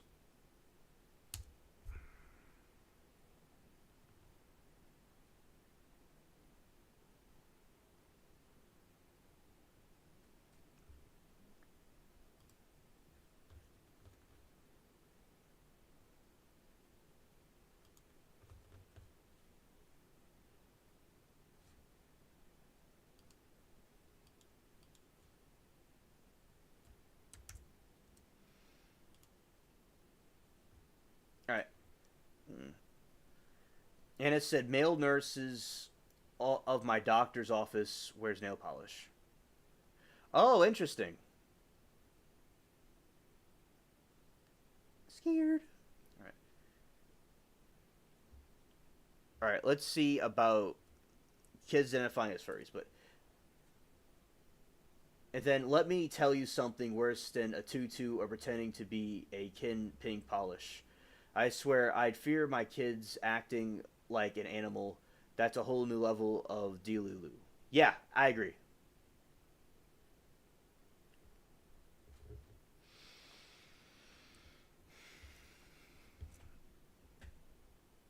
Okay, so we're gonna go here and let's see furries in schools.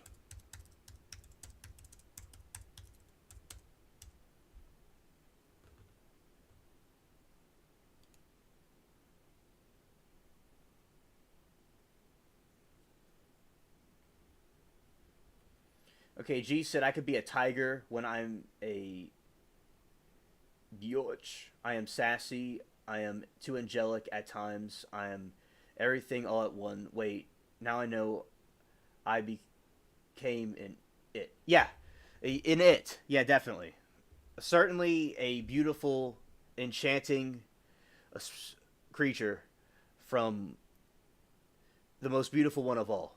Yes. Certainly that, because all these different things at once.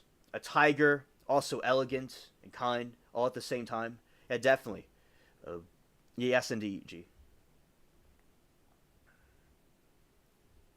And then I know that again. It was a furry. I looked at it again. He was a furry. Scared. Yeah, hilarious, G. And yes, and you have a heart of gold too. Yes, that's what your character has. A heart of gold. Like the space links, the galactic links. It's a hybrid that has all those different things at once, and a heart of gold.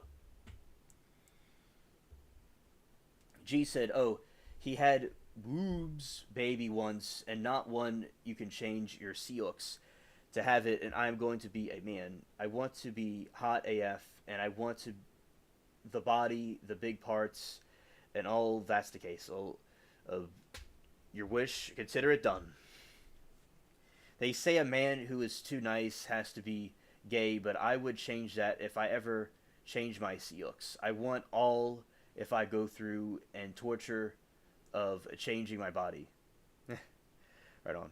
And but blessed be to God, I love being a woman and the looks and stuff. Yeah, absolutely. I'm glad that you're comfortable with the gender that you were born with.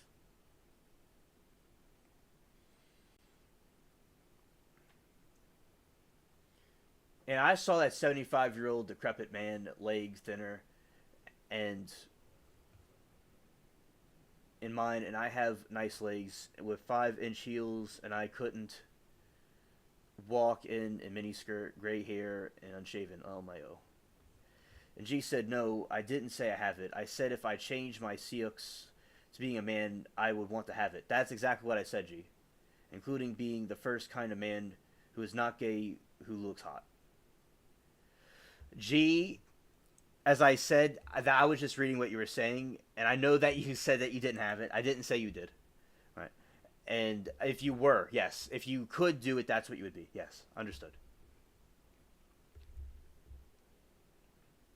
And yeah, yeah, hilarious. Yeah, hilarious chat. Now, the term furries in schools often refer to the students who identify with the furry community and may express that identity through clothing, behavior, or online activities. Well, I identify as an alien, obviously, so we got that going for me. While the furry community is diverse, with many members primarily interested in art, costumes, and social interaction. Topic has been subject of public debate and misinformation allegedly, practically regarding the presence of the potential impact on educational settings. And there's a litter box, focus on costume behavior. Some concerns center around the potential for students to wear an animal-like costumes or exhibit the animalistic behavior in school, while some furries do enjoy wearing fur suits and conventions or events. These are not typically worn in regular school settings.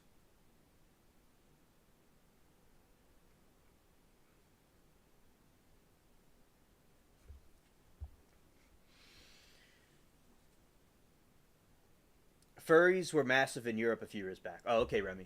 Thank you. Hello, Frog. Good to see you, buddy. And then G says, we are all over the place. Sorry, my rare sapphire. I know you said, but I was splitting up the novel I am writing in here, LMAO. Thought it got confusing. Yeah. Oh, but I really been enjoying y'all's chat messages and the chat flying. I really been appreciating that. So it's all good. It makes ups like that will happen. And that is great that the frog is here. Hello. Focus on. Oh, it's also in the UK too, Remy. I would think so, but I didn't completely know that. So thank you, Remy, for the information. All right. So in Europe and the UK, it was popular a couple years ago. Focus on costumes and behavior. Some concerns center on the potential for students to wear animal-like costumes or exhibit animalistic behavior in schools, while some furries do enjoy wearing fursuits at conventions or events. These are not typically worn in regular school settings.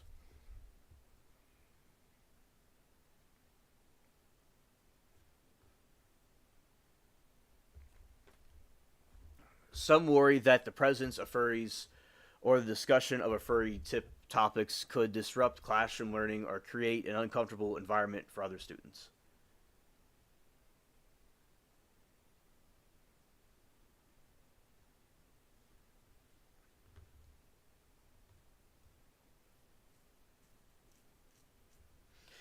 G said, Moki, meanwhile, you hear therapists saying that it's a good thing to give your daughter trucks and your son ballot slippers. Who the hell? This world is Delulu. That's why Lolo thinks she's God. Yeah, there you go. Right. And it says God got impression you were close by because you asked about these areas. For Lardale thought you were close. We could get breakfast. Oh, that's pretty cool. I think in the end we have to follow the standards we have for ourselves while remembering God says we have to love all. Amen. I let him guide others if we raise them right, and they will feel comfy to tell us. Amen. G said not to run to school and ask Miss Smith or Miss Beth or Miss Stacy or these other people. They wouldn't support these kind of things, but I was just throwing those names out there. Shout to them. If they can borrow the bunny outfit and hop in classroom, carrot, yeah, yeah, exactly.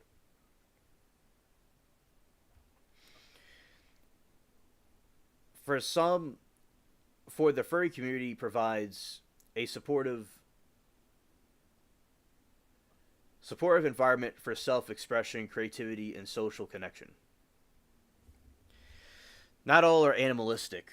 Many furries do not identify as animals or engage in animalistic behavior. Some may simply enjoy the creative aspects of the fandom or use it as a way to explore their identity.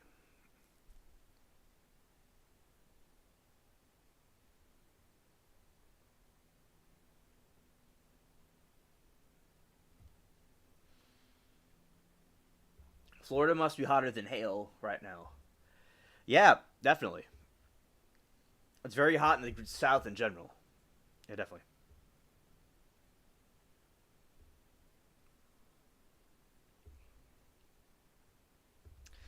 Respect for diversity. School communication can be benefit from open communication with students and parents to address concerns and disappeal information about the furry community. Respect for diversity. It's important to create a welcoming and inclusive environment for all students, regardless of their interests or identity. This includes respecting students who identify as furries as well as many others. That's what the schools are like saying. And focus on education. Schools prioritize academic learning and address any behavior disrupt educational environment, regardless of whether they are related to furry community.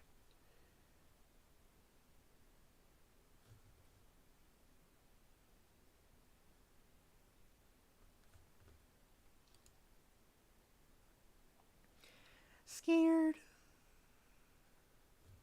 Scared.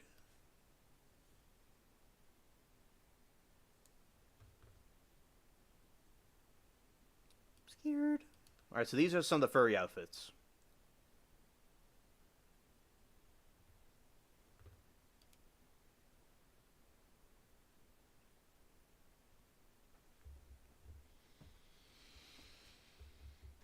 Oh, that's cool, G. That's cool. Yeah, so we have all these furries, these different people that okay, and you got these other people.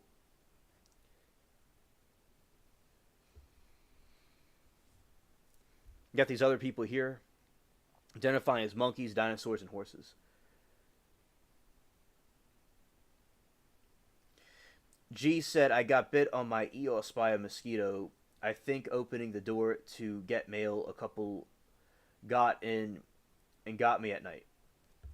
Oh, gee, when I'm outside at night, I get all over.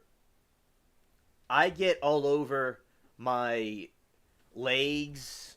They all like they're covering me. Like one time, I was sitting in like the little like area that I sit in, like where the trees are and stuff, and I was like meditating on some. I was like meditating, and I looked. I kind of like when I woke up out of it, and I didn't. I was not wearing mosquito spray or any kind of repellent. And I looked at my legs, and they're like kind of dotted and covered with the mosquitoes, and quite a lot of them. And I'm like, oh dear. And yeah, so where I am, they're all over, just swore like all over, and they love biting, and they sometimes carry diseases, sometimes. But yeah, definitely. So it's hot, it's very humid and sticky. Like it could be not hot. It could be very like cooler weather, like in the summer at night, especially. But it's so humid, it gets to you. Oh, it's too dry where you are, Moki, for them. Okay, and hot enough to fry eggs. Yeah, Remy, I agree, definitely. Well, in coming in my way ever and want to, I'll take you to breakfast 15, 20 minutes from Handale. Anna, you are a very great chat friend, very polite. I love how you are very welcoming to the chat friends and welcome them in. I really appreciate that. You treat the chat very well, because I like the welcoming presence you have.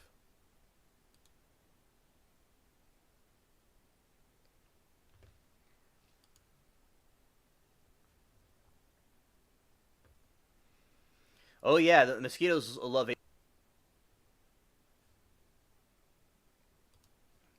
And also there's in the city there's lots of um,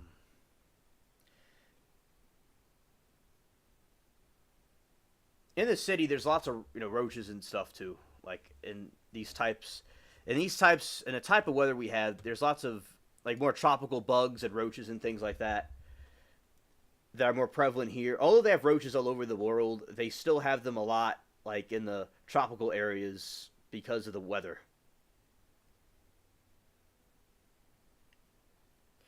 Skeeters are huge in East Coast, East Texas. Oh, okay. I would think so.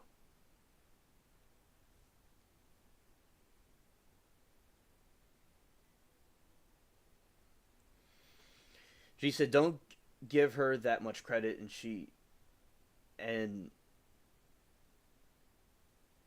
also with the shops. Okay, nice to meet somebody someday from chat. Yeah, definitely. Certainly would like to meet the people from chat.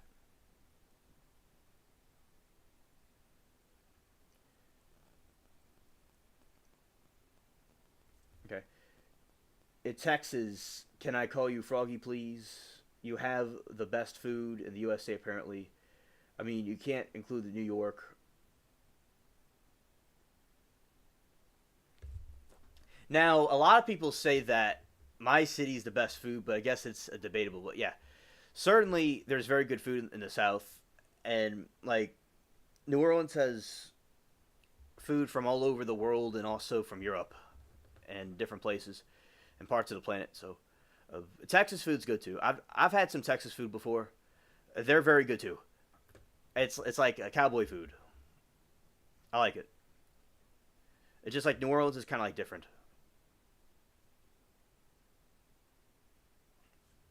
I'm going to talk about this ship that got sunk.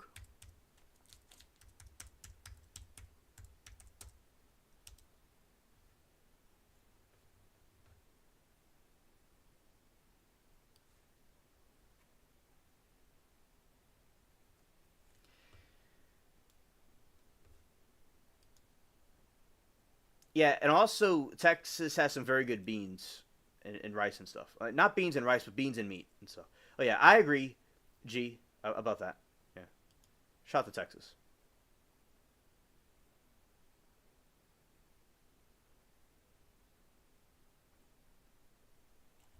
Right, G. We're not known for those types of foods, but people all over the world come to the city to eat the seafood and the other things that are here that came from Europe and different places like Africa and the Caribbean and stuff like that. So yes, it's not known for those types of food, but it's one of the top cities in the world for food, actually, because of all the different people that came here from the different places. So it's known for a different type of food. It doesn't mean it's better than Texas, but it is different types of food it's known for.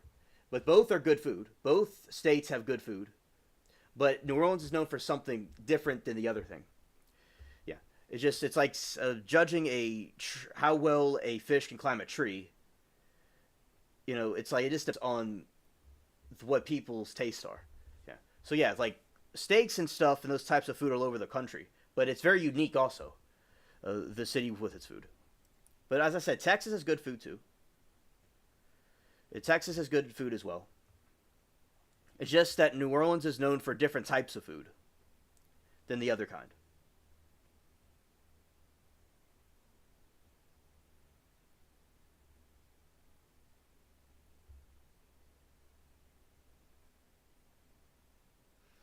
All right, so this is the so basically. All right, so this is the ship. Okay, it went out.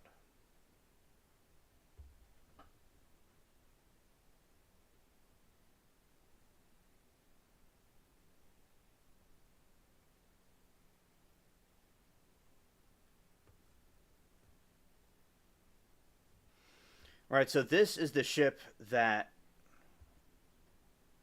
went down. It was hit by some of these rebels in this other part of the world, and I will read about it.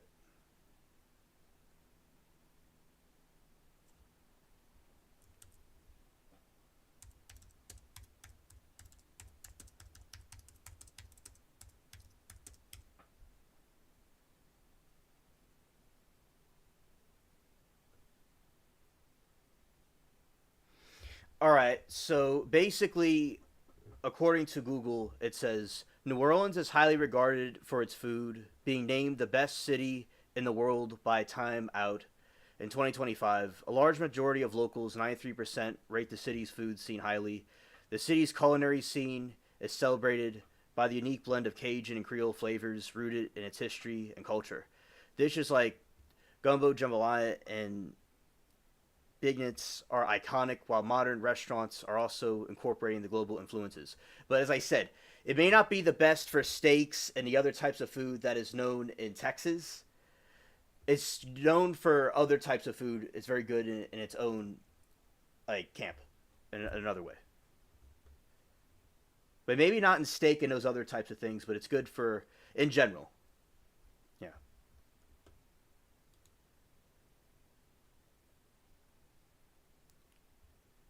New Orleans is wild. It's recognized as the best city in the world for food. Right. But as I said, Texas is good too. But that is like the food in general overall. That's the ratings it gets. Right. But now going to, but shout out to Texas, and the Texas food is very good also. Okay, and we have the ship attack. I'll talk about that.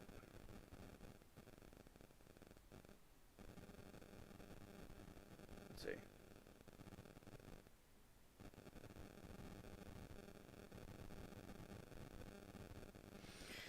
All right, so regarding this ship that occurred, because I saw this ship sinking, it looks a lot like Titanic sinking, and basically, it reminds you of the Titanic the way it looked when it was going down, and it got an explosion occurred. You're welcome, Frog. So basically, with this situation, I saw the explosion on like the news on YouTube, and then it was going down. So I want to read a little bit about it because ships interest me, and I like to. As I said, it looks like the Titanic.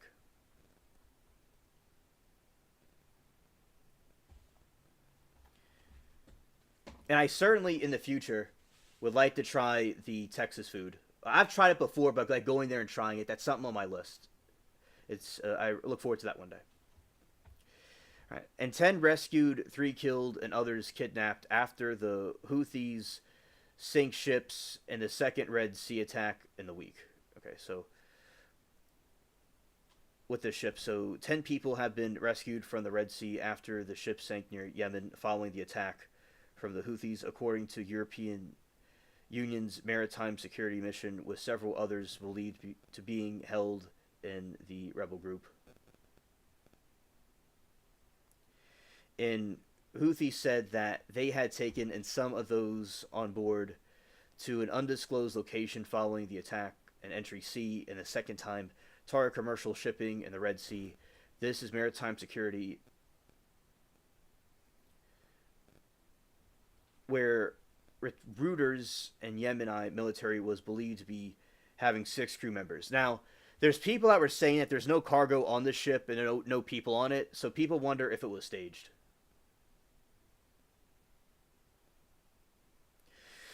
Frog, that's really cool that you live in East Texas in the country. I'm sure it's very beautiful there. I love Texas. It's, it's awesome. 3 of the 25 people on board were deleted in the attack in the EU's Operation Spies to CNN. All right, so.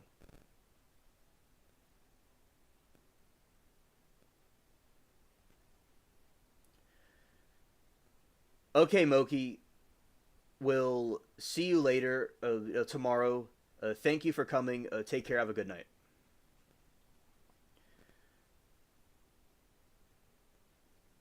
The ship's crew consisted of 22 members, 21 Filipinos, and 1 Russian, while 3-person security team was also on board according to the EU mission, which coordinates the rescue operation in the Red Sea.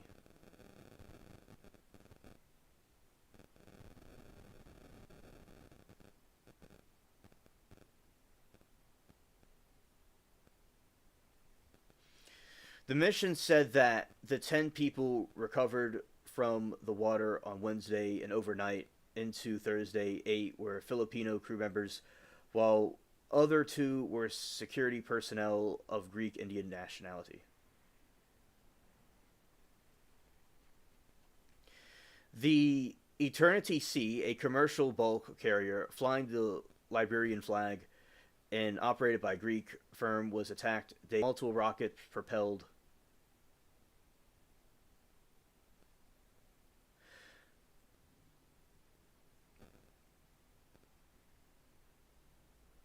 Oh, that's very sweet, Remy. Thank you. That's awesome. The Eternity Sea, a commercial bulk carrier flying the flag by the Greeks. Houthis with multiple rocket-propelled grenades from small craft into the United, which, according to the United Kingdom,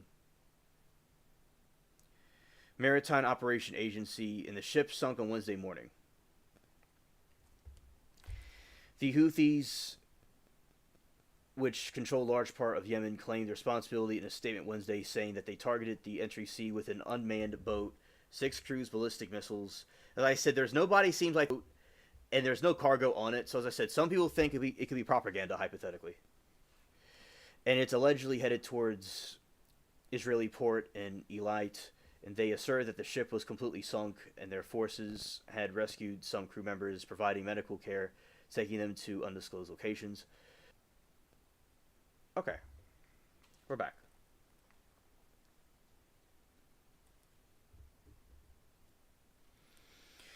Unmanned 6-boat and 6 cruise ballistic missiles also largely held towards the port, and assert that the ship was completely sunk and that their forces had rescued crew members.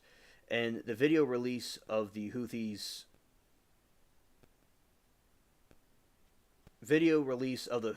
shows a ship heavily damaged and sinking after a rocket attacked. The footage reviews prior radio communications in which the Houthis assured that the ship and crew they were safe. As I said, the camera was so still and perfect, and people think that was some sort of a setup. The loss of the ship marks the second sinking by the Houthis this week, following the attraction of the cargo vessel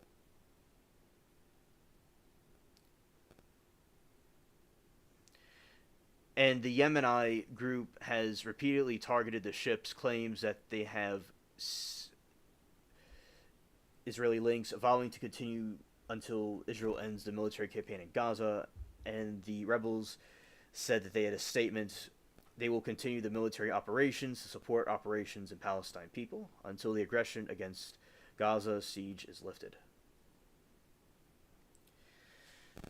In May, the group agreed to halt attacks on U.S. warships in the Red Sea more than a month after the airstrikes. The U.S. forces in the stronghold's missile infrastructure. But it don't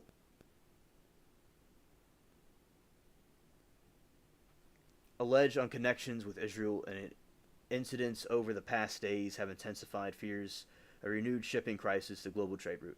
All right, and okay, so we have that. So that's what the reason was for the ship attack. Okay.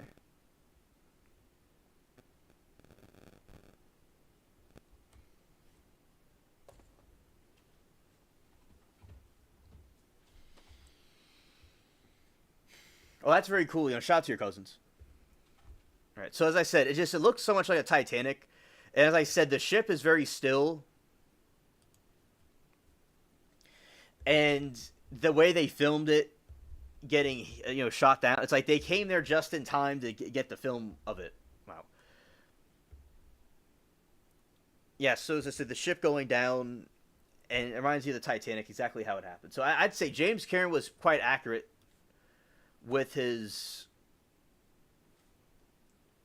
situation with the movie, because it's just like how Titanic sunk, and it even looks like Titanic.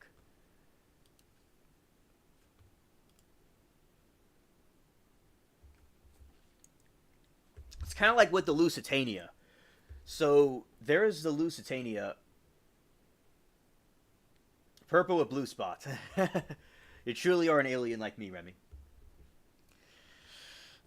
So basically, with this ship sinking, like it reminds you, like say with the Lusitania. So there is this Lusitania, and it got sunk back in the in World War I because the Germans were having with their U-boats and they're saying, "Hey, bro, if you bring the ship around here," because they thought that they were transporting weapons, and that they're gonna sink it. So when they sunk it, a lot of people. This is not the same boat right here. There wasn't really any casualties with this incident that occurred, but the Lusitania, when the Germans sunk that, it caused like quite a bit of people to perish. And when the ship sunk, it sunk in 18 minutes.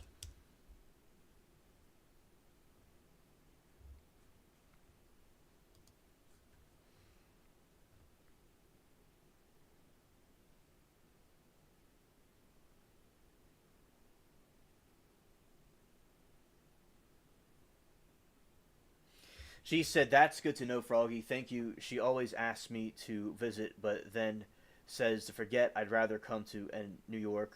But she says she's scared to come here. And like, you're nuts. You are from California." Ah, that's funny.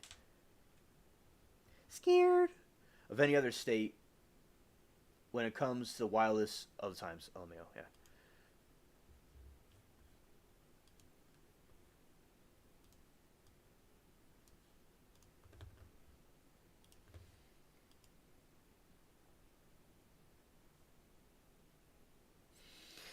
That sounds like a good idea, Anna.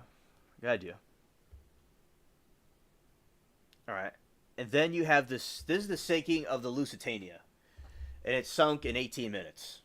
It was hit by a torpedo, and the captain of that ship of the submarine of the sub was saying, it only took 18 minutes. He wasn't going to fire another shot at it, and he said he saw the people suffering, and it moved him. I think he died a terrible death. By the way, he died some like karma got him. But yeah, there is no weapons on board either. Yeah, so that was the Lusitania. Yeah, very scary. Okay, Remy. Well, we understand. Thank you. I appreciate you hanging out with us.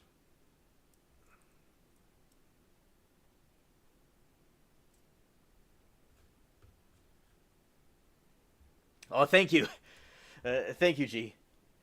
She said, At least I don't call you my iceberg. That would mean that you're a murderer. I call you a gem, a precious one." Oh, thank you, G. You, you also are a very precious gem, and all of Sirius, that giant star, with all of those diamonds all over it, it's worth so much. It's worth quite trillions and trillions hypothetically. That's what you are, shining very bright in the ambient night sky. And also, Frog, good night to you, Frog buddy. I appreciate you, and I always enjoy chatting with you. And take care. Good night. All right. So yeah, that's Lusitania going down, and that's Lusitania underwater, right there.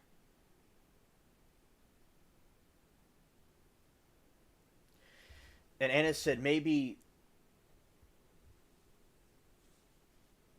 Law and Crime would to help us if their biggest regular group of chatters funded the trip, kind of like the senior cruise that like a school had. And yeah, yeah, Law and Crime so cheap, yeah. Right, so then you have that right there. That's another image. I think that's Britannic, in my opinion. That's not Lusitania. If that's the Lusitania right there.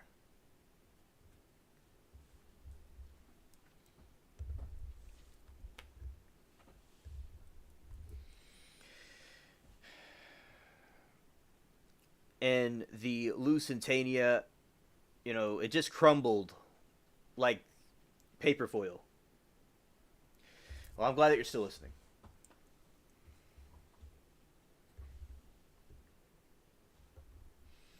G said they used to have AOL chat get together all the time. Oh, I didn't know that. Oh, you're welcome, G. Thank you.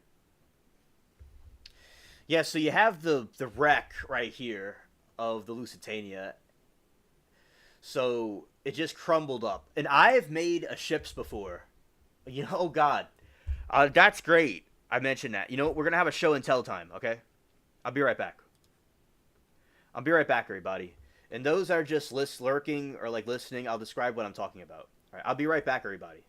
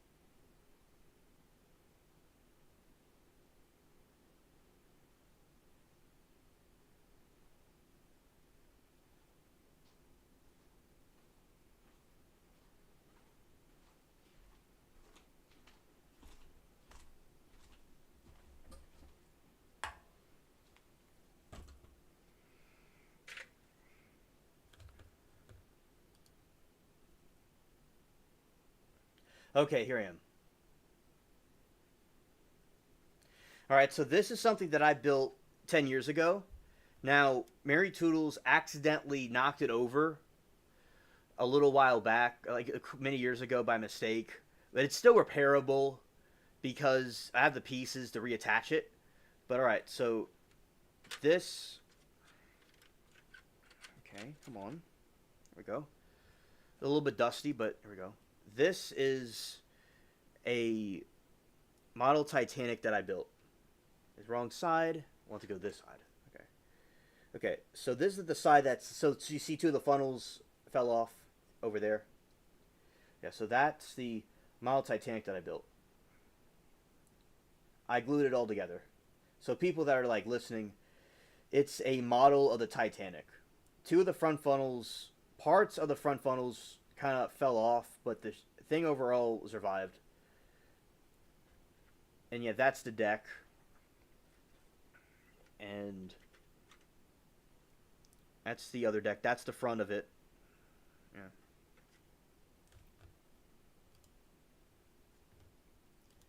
Yeah, and you have like the whole thing right here.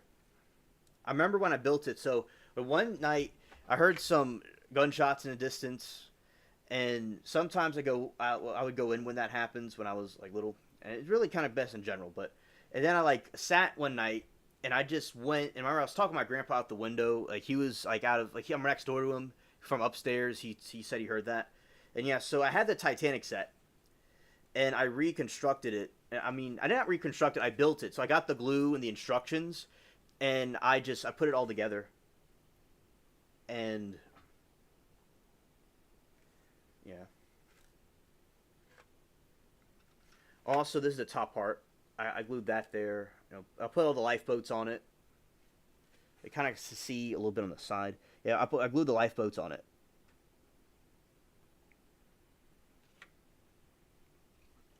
Okay, so that's basically what describing what was being seen.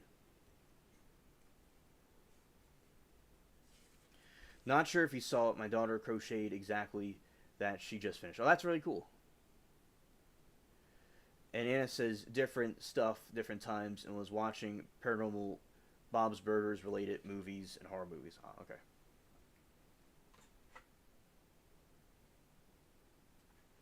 I've showed it on the show before. This is something that I make sometimes for fun. This is the largest one that I made. This is a concept of a ship concept where I put a bunch of different cans together, and this is the longest one that I built. And if it's in water and you cut it, it kind of does the same thing that Titanic did when it sinks, because the way the bottles are designed, they have like a they're like flood compartments, so you can like it could go down and go up like that, and you can make like a toy submarine out of this, or put like a little engine thing a battery engine thing in here and a remote control and just kind of pilot it around. Yeah, but I would put the Coke cans together and I would like sync them like a ship to study how it would do that. Yeah, so basically describing what was being seen, it was duct taped Canada Dry cans, but usually it's like two Coke cans together. Okay, Anna, understood. Oh, thank you, G. Thank you.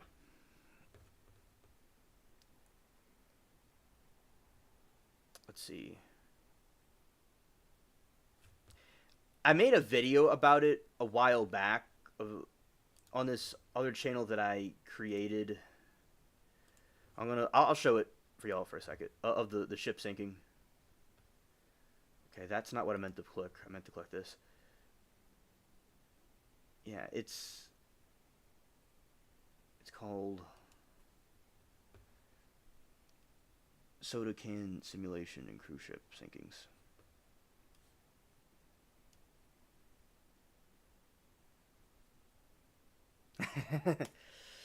And also, G said, "What did you study in school? I see you opening your own sci-fi business or something alienish." All right, so basically, what I have been doing is basically in school I studied about. Now I did not go to college. I just studied on my own. You know, I studied, in school that I was interested in all kinds of things regarding the about, history and it's like science stuff. I thought it was cool. And a lot of times when I was in school, I studied a lot about the the Titanic and the aliens because aliens and stuff were talked about by a lot of people, and we all thought that was very interesting to know about over time. And that's like what I learned there. And on my own as a hobbyist, I was interested in these little sci-fi businesses and things like that as well. Just things that my family was into that kind of stuff. And online, I learned a lot of things. Online, I learned on my own much information. And that is another thing. So in school, I learned basic stuff, and I learned also about how governments and stuff work, about how about stories. That's where I got like this medieval things like with Beowulf and those different stories to talk about. I learned from there and different science things. So yeah, I learned quite a bit from like high school, and then on my own, I learned a lot about other things as well regarding like YouTube. When I was a kid, I started a YouTube channel when I was a kid, actually, and basically when I did that, that's what got me into the different things that I'm into now. Okay.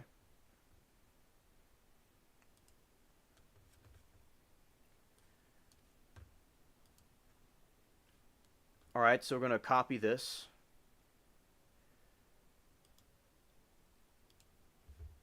Okay, so I'll show you all. I'll show you all something that I made. Okay. And also, G says, I I dated a guy who was a lot like you when I was 27. Okay. So let's go from the top. Alien, if you look, my best friend, God rest his soul, she died at 48, but her aunt runs it. She was a science teacher, and she was so into the sci-fi and has her multimedia website and her audiobooks. I'll be interested to see more about that, definitely. And okay, that still works. You are a brilliant guy, so school is not everything, alien spaceship. You are smarter than the kids who graduated the highest of level schools. Thank you. G said, I dated a guy who was a lot like you when I was 27, and he was 27. He was a lot like you, no college, but he was so beyond smart and smarter than anyone with a degree. You remind me of his level of smartness. Gee, that is very, very deep. I really appreciate those compliments coming from you, and you're very brilliant, and all the things that you were able to see accomplished in your life. So, the people that you met, I really appreciate that. It means a lot to me. And experience matters most. I got 31 college credits from work experience, and I had to submit a whole portfolio. So life lessons, work experience, and self-taught things matter. Buzzy Multimedia. She made six figures, and I mean a few hundred K. Oh, that I will certainly check that out. That is so cool that you met a lot of interesting people. So, and that goes with a territory where basically you knew all these different people and these different experiences. That is so cool that you met somebody that's also into the sci-fi stuff that I'm into as well. Okay, let's go here. Let's copy. I have not been on this account in years. I'm about to show you all a video that I made from another channel. All right.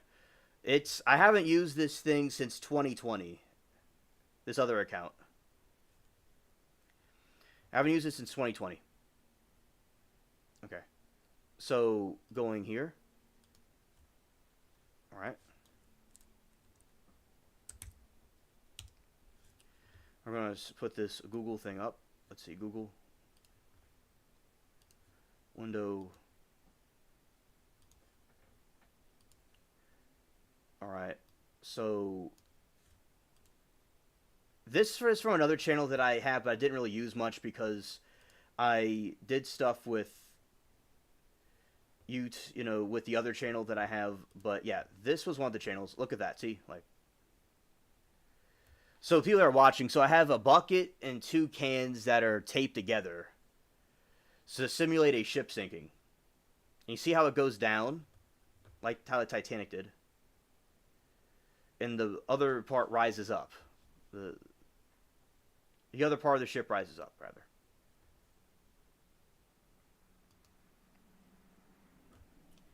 And all more I've ever done in my life, Alien. I love education, but it didn't mean I ended up making hundreds of thousands. I taught myself like 46 piece of software speaking a few languages.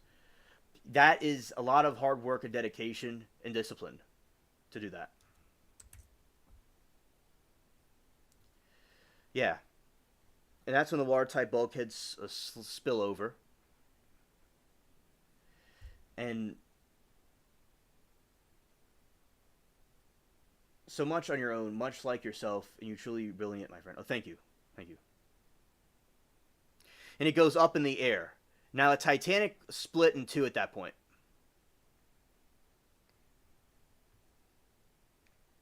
And I was simulating the two different ships that sunk. You see, and and it rises up. Same type of concept. So it's in like water.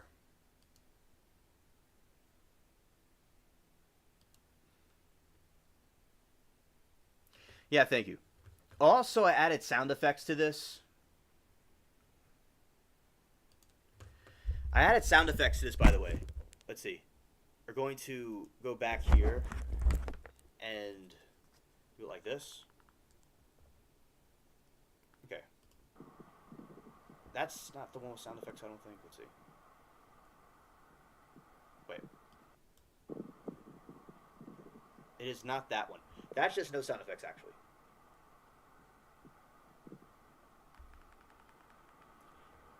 Now, the other one... Yeah, the other one is the one that has this concept in it. Okay. I think it was this one. Let's see. So going back to the front. Yeah, it's so cool. I think it was this one. I added some sound effects to it.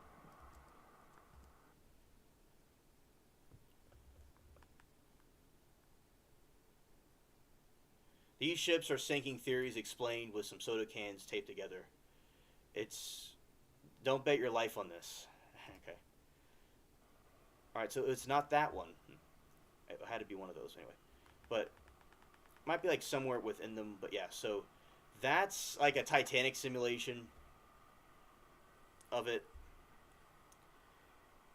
This was from 2020, many years ago.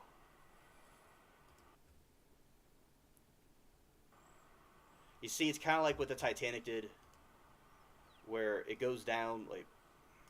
Oh, we're going to go back for a second. Alright, so you see, like, that one, it rises up. And it just kind of floats there. That's what the Titanic was supposed to do.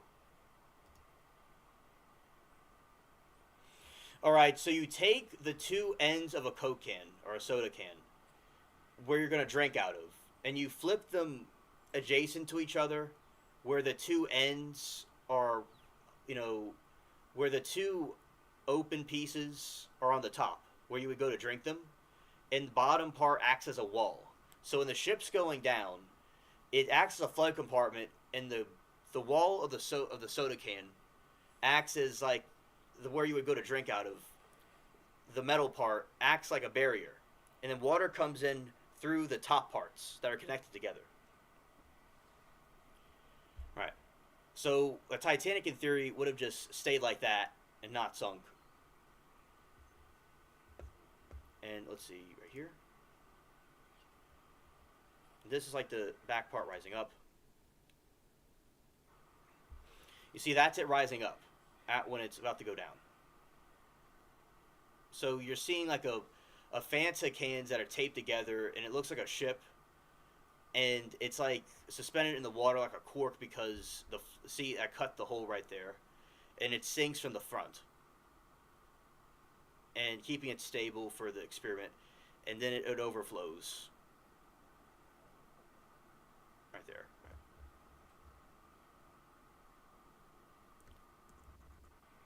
You see it goes down because it's overflowing, and then it's going to go over that.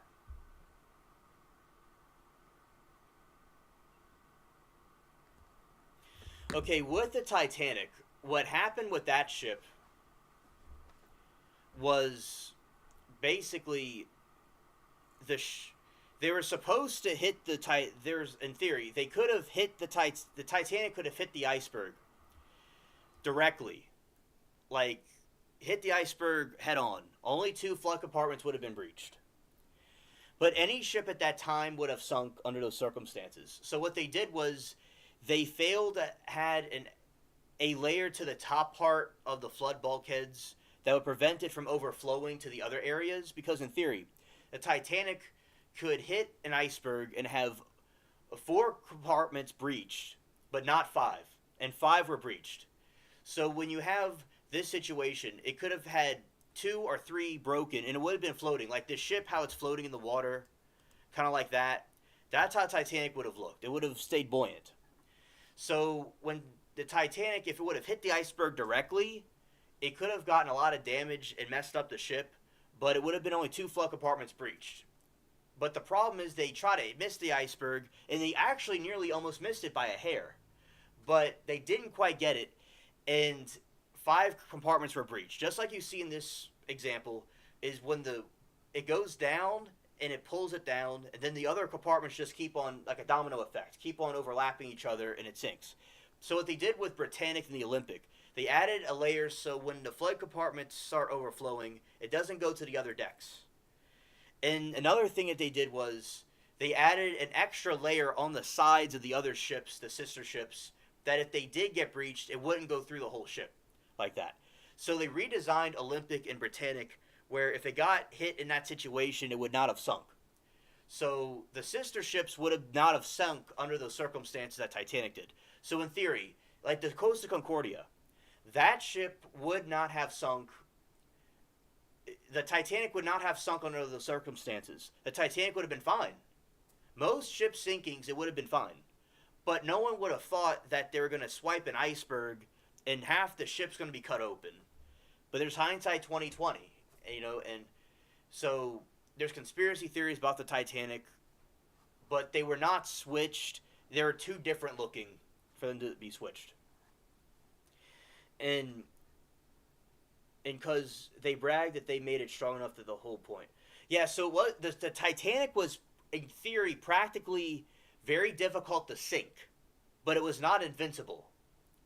Yeah, so they swiped it and cut, like, a lot of the ship open. And if you cut, like, half the ship open, it's going to sink. Any ship would sink. Actually, Titanic survived longer than most ships at the time would have. As I said, the other one, Lusitania, went down in 18 minutes. Like, this thing nearly was for 2 hours. Why didn't they have, like, a sonar thing to spot the iceberg? Don't they have people watching for that stuff?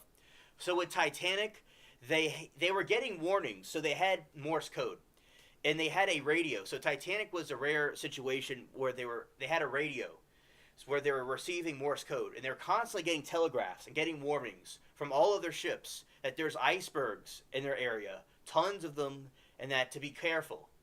But they insisted that they would continue forward because the ship would not sink, and they ignored the warnings.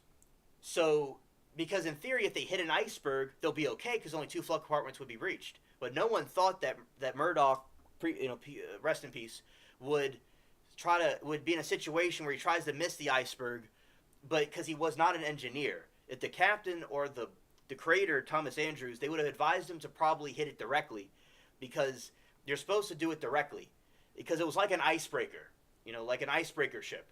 Like, it could go hit a ship and it'll be fine. Like, it could have hit the iceberg and been going like nothing happened. That's incredible. But if you go cut half the thing open, it's going to sink, because it's just mathematical certainty.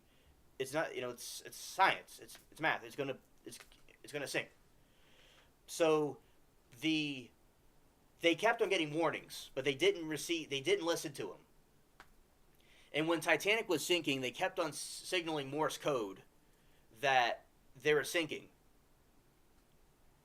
So about sonar, back then they did not have sonar to detect the icebergs, but the other people around them were telling them that there's icebergs, so they didn't need the sonar. They already knew. And the lookouts did not have the binoculars, because the binoculars were locked in this room, and the room was locked, and the key was missing, so they couldn't get binoculars for lookouts. And there was a mirage that was created because there was no moon, and so it looked like a still pond. There was no water, no waves or anything. It was still, so it created an illusion. So when they saw the iceberg, it was too late, because it looked like it was farther away than it really was. Icebergs are sharp and strong. And yes, the iceberg broke through the iron of the Titanic, because it was going so fast, and it hit it. And icebergs are strong. So yes, the iceberg would break through the iron, yes. So people may have thought that it would not even be affected by the iceberg, that it would not break into the ship, but it did, because it's just, nothing's invincible. And icebergs are sharp and strong, I guess they are. And yeah, this iceberg was a big, thick, curvy hunk of ice, okay? It was very dense. And it was also very, old too. But there is pictures of the alleged iceberg. Let's see, iceberg from Titanic. This is the alleged iceberg from the Titanic that sunk it.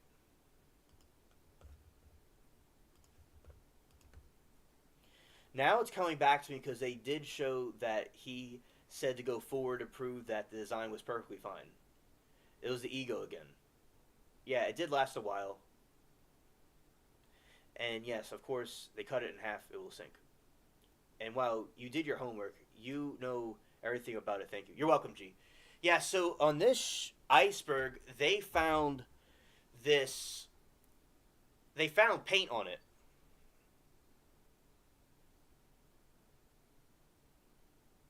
Yeah, that is big. Yeah, that's what it was going after. It hit. That's what it hit. Yeah, so basically they were traveling at full speed. Now, if they would have collided with the iceberg, they would have survived. The ship would have survived. And let's see.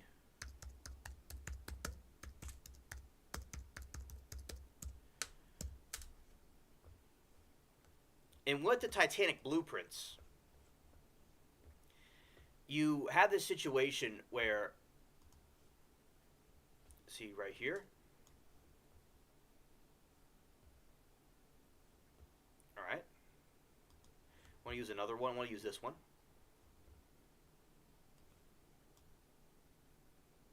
All right. So with the Titanic blueprint right here, there's this. So when you have the ship all the way to the second funnel cut open, it's not really a good thing.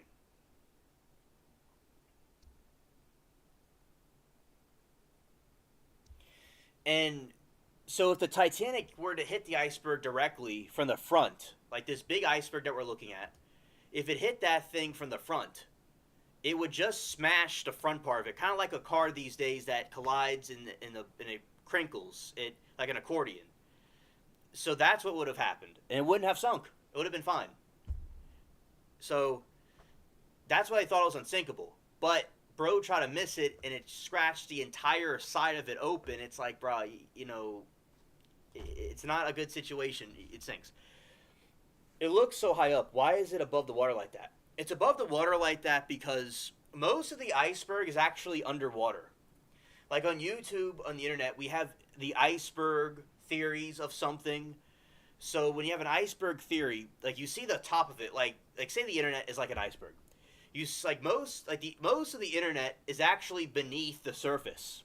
So like Google, YouTube, and all that stuff that we see is above. So that's just a part of the iceberg. The iceberg is huge. It goes all the way down, deep, deep, deep down. So it's like a mountain. So that's actually way bigger than it looks. Exactly, and time to save people too. That's why with the Titanic, in theory, if it hit the ship head on, it would be unsinkable hypothetically.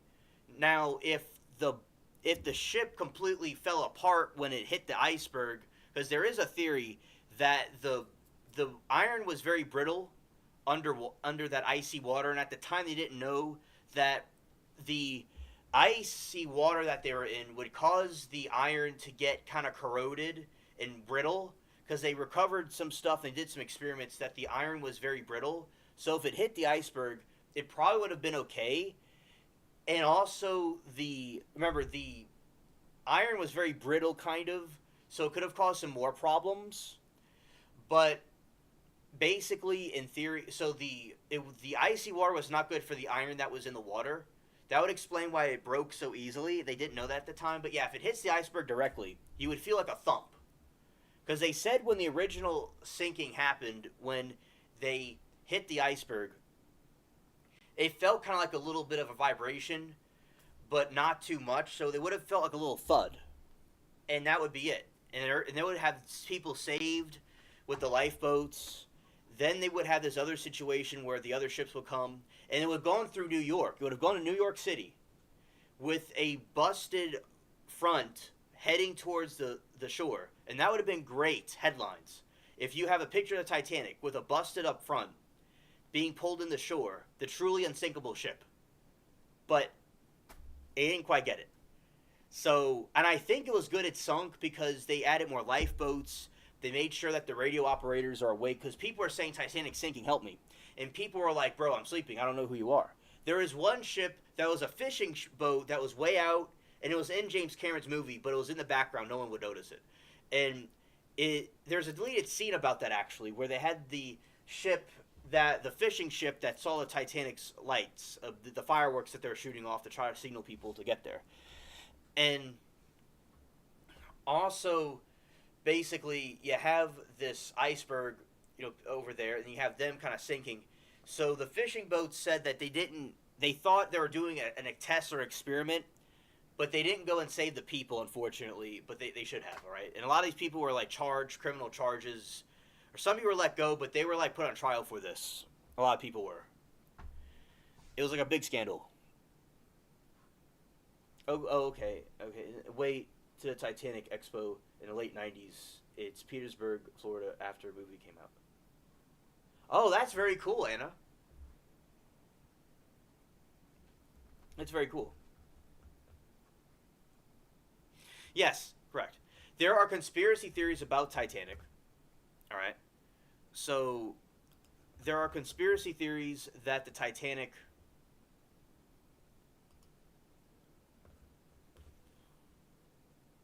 That's not what I meant to do.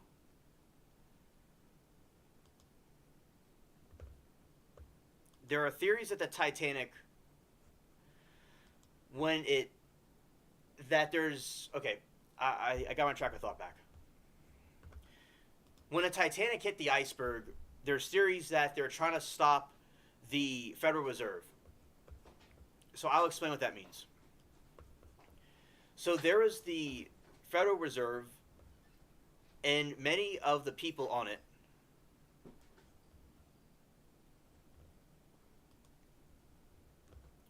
okay, I have to go here real quick. Alright, going over here. Alright, let's go down this way and go live. Let's click on this one. I'll get to y'all in a moment.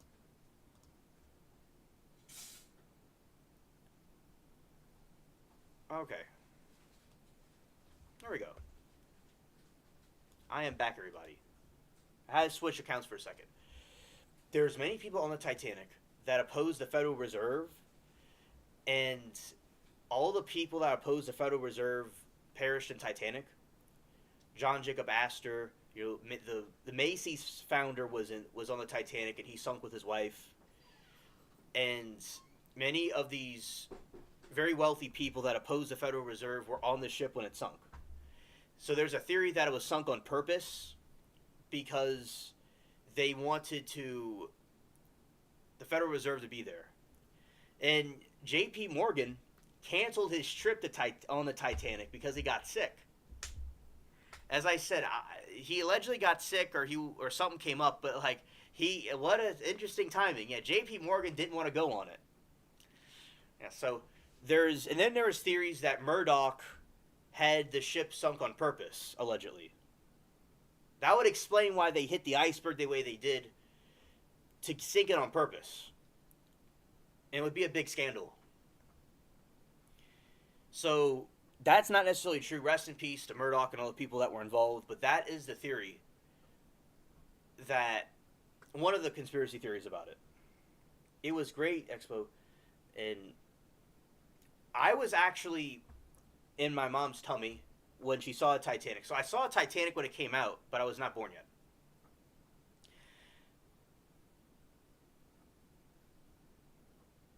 Yeah, they had the Walter jacket plates on a menu. That's cool.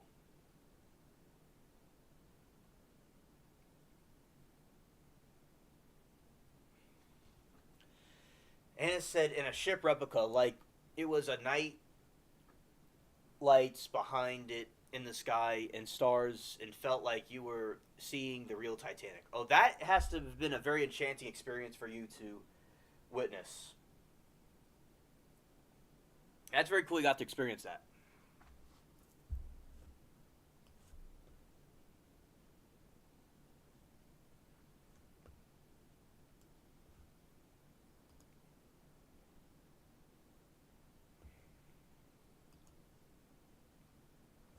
All right, G, that's an iceberg. All right, that's the whole iceberg. It was in 97. That's when the Titanic came out. Yes, there is a Titanic museum. There's a couple of them. Also, in my city, they had an exhibit about Titanic out as well. Yeah, so that is what was hitting Titanic. They had something a couple of years ago, I think in New York. I didn't go, or was in D.C. Or it was in D.C. Oh, okay. Understood.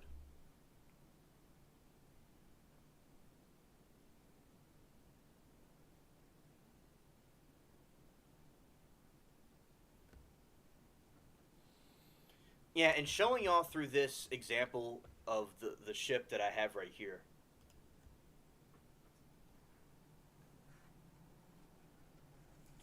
All right, in this example, a Titanic was hit all the way to here.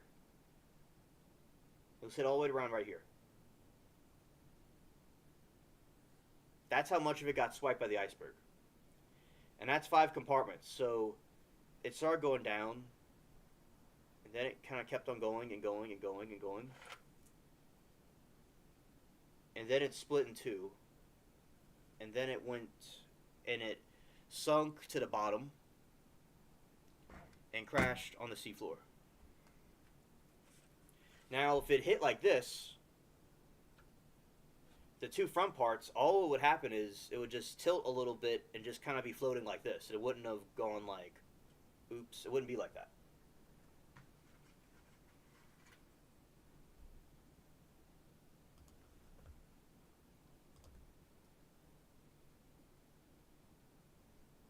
Yes, that's true. I was born in '98.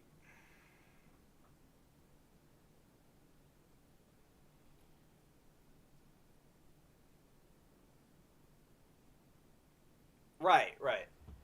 Yeah, because it's like when the ship is going as fast as it can go, and it slams into the iceberg like that, the friction, and also, G, this is how the ship was cut. Okay, so actually, contrary to what people believe, the side of the iceberg, side of Titanic, it was like Morse code. It was little tiny holes that was poked into the Titanic. So it didn't completely gash a big hole into the Titanic. It just was like little dots. It was little spots. But it was so many spots, it caused 5 flood compartments to go over. So yeah, so the Titanic's damage was minimal. It's just that it was so a large area and it added up.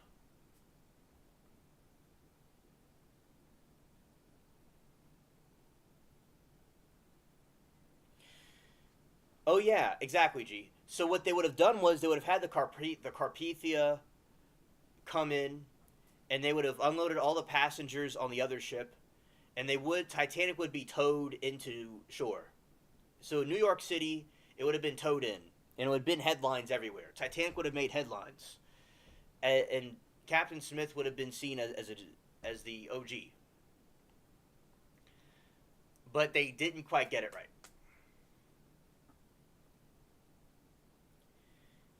Let's see when sonar was created.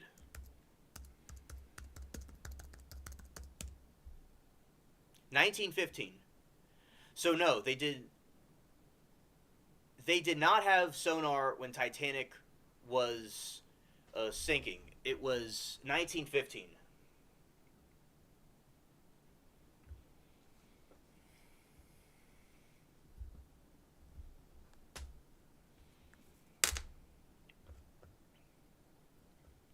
Yeah, that looks a lot like. So that's the iceberg in color.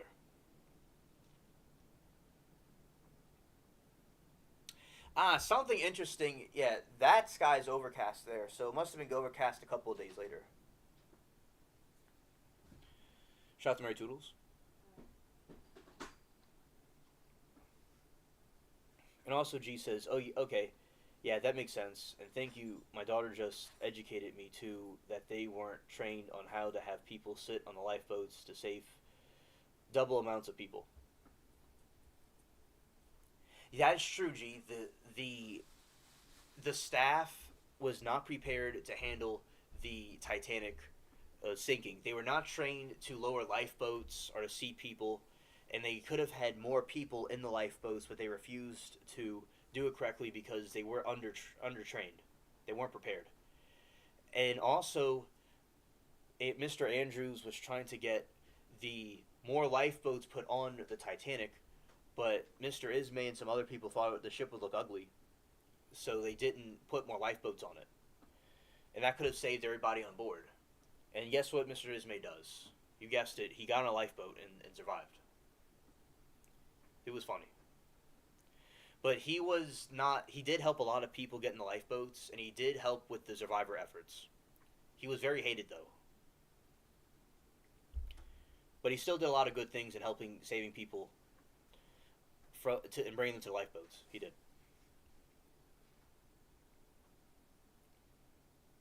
They didn't make wise use of lifeboats either. Yeah. And your daughter's very brilliant. That's very good. What she said, that's true. She said yes. She said that she learned all this on her own as well. Is she a mini alien? Yeah, she sounds like a mini alien to me. Absolutely. And G said yes. And apparently they weren't prepared or trained. They were supposed to sit back to back. Yeah, so they weren't. Yeah, they were supposed to sit in the lifeboat, like you're saying, G, and they didn't put enough people on. Like there's a deleted scene where they were saying that it was there at Belfast. They're trained for 70 men to be on that boat, and they didn't put them on the boat. They just had them half full. And then they had ships that were falling on other ships. They had the boats falling on other boats. They didn't know what they were doing. There was a lot of panic. Okay, another thing, they were panicked. There was people rioting. They were shooting guns. There were pew pews. They were going all over the place. Everybody was scared. Scared. I had no idea. I know she studies things on her own, but these things. Oh, okay. And she said she literally passed by. She's like, "Oh, mom, let me fill you in." And she said verbatim what you did. Oh, shout out to her. She's very smart. And it's cool that more people are interested in this stuff too. Look at this. You see that red spot right there? That's allegedly from Titanic's paint.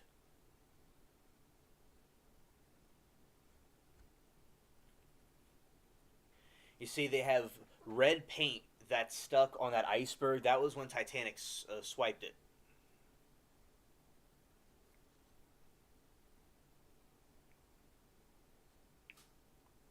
I was like, meet my friend Alien, and that's Anna, and she tells me all about it. And I told her, I mentioned her just finishing a Titanic crochet.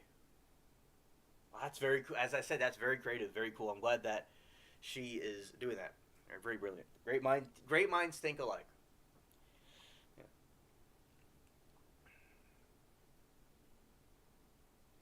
G said, I showed her your cans, and she said, Mom, that's amazing. I only showed her a minute because I wanted to listen to you, and I will show the cans later. G, you did see it. Wow. Yeah.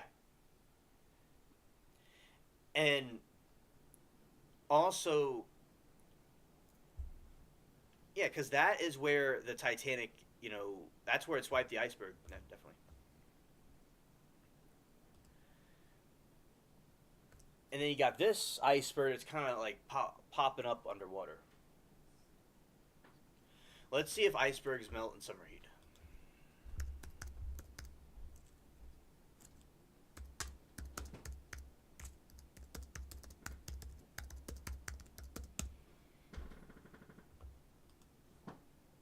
Once sea ice forms into a sheet, ice is continues to grow through the winter at first year ice. When temperatures increase in spring and the summer, the ice begins to melt. If the ice remains thin over the winter, or if the spring and summer temperatures are high enough, the ice will melt out completely during the summer. So it melts during the summer.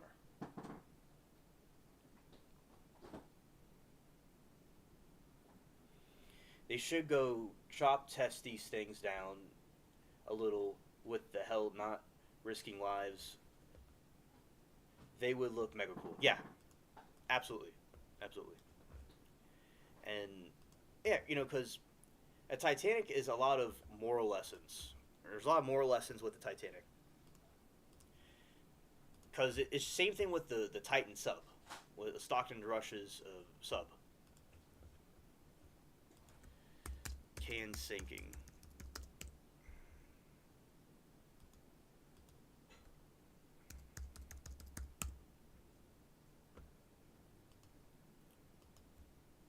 Can.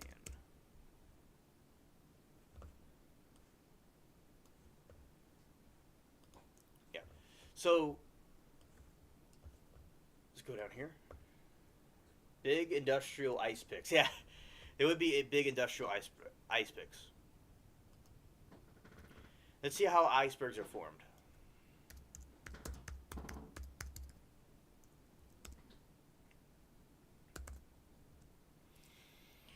Icebergs are formed when pieces of ice break off the end of an ice shelf or glacier that follows into a body of water. That flows into a body of water. This is called calving, and it's a natural process that was responsible for ice loss in edges of glaciers and ice sheets.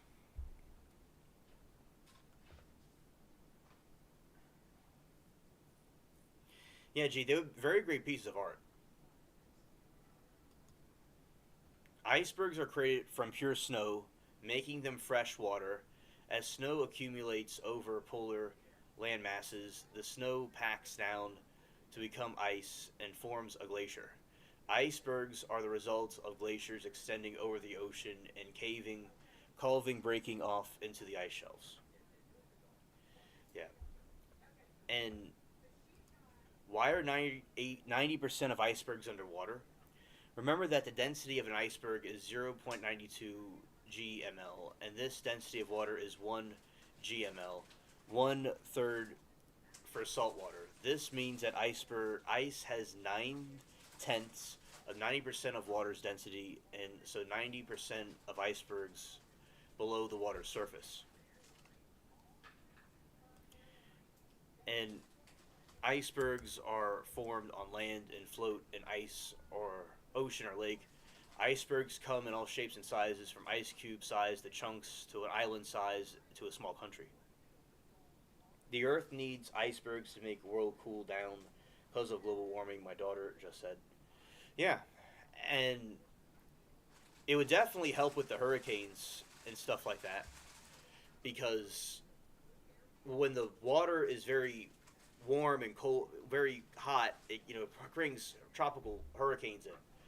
So yeah, that certainly would help cool off the planet, yeah. Especially in the very hot parts. There's a teacher I had that suggested that. Yeah. Can icebergs reach the bottom of the ocean? At times, icebergs are scour the ocean floor. Scared.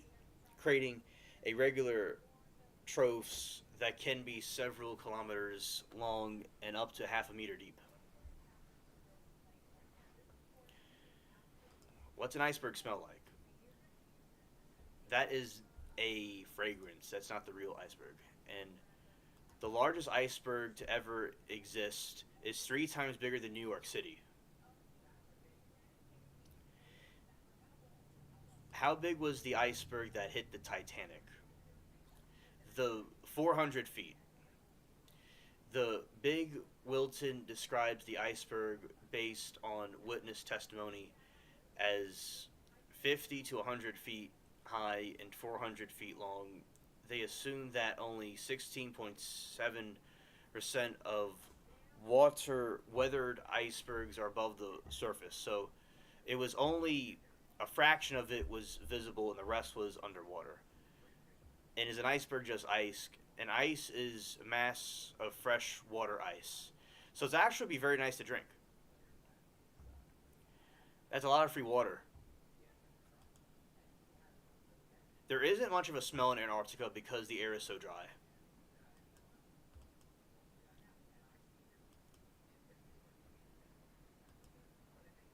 In 21 October 2005, a large storm in the Gulf of Alaska generated a trans-Pacific Ocean net swell that may have contributed to breaking a B-15A into many pieces on October 27, 2005.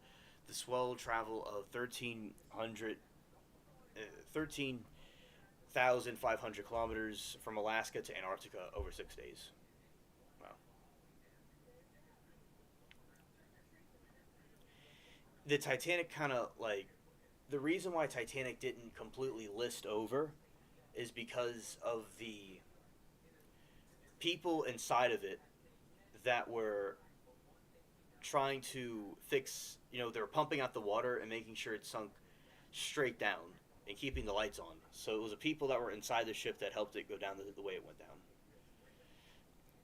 And the Titanic, there's theories about it being raised, but people believe that the Titanic wreckage is too fragile to raise, and I think it could be debatable, but basically there's parts of Titanic that still work. Like, they have this pulley thing with ropes on it, or like with a cord. It's like a metal cord, and it still spins. This pulley thing still works under there without any WD-40 or anything. They built it very well, because parts of it still work. Like pulleys and handles and stuff can still work on it. That's incredible under those conditions. Especially the fact that it's still there now is very incredible. And you have band played on pics of them too. Oh, okay. And then you have these icebergs right here. Icebergs. Okay. Yeah, so as I said, that is like the rest of the iceberg, and that is the bottom of it. And then you have this right here. You have the water. Yeah, very beautiful sight. Yeah, so that water is very fresh. The most cleanest water you could possibly get.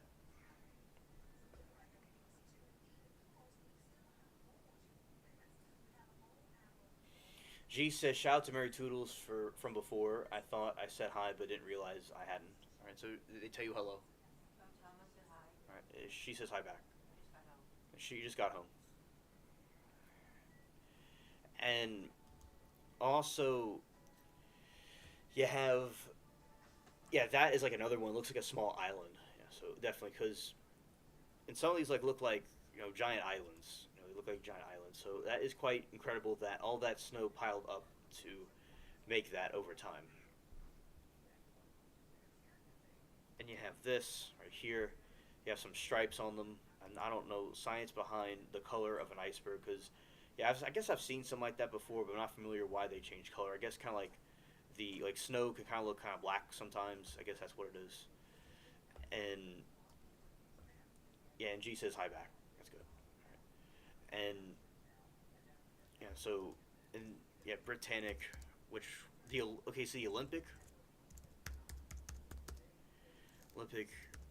hit sub.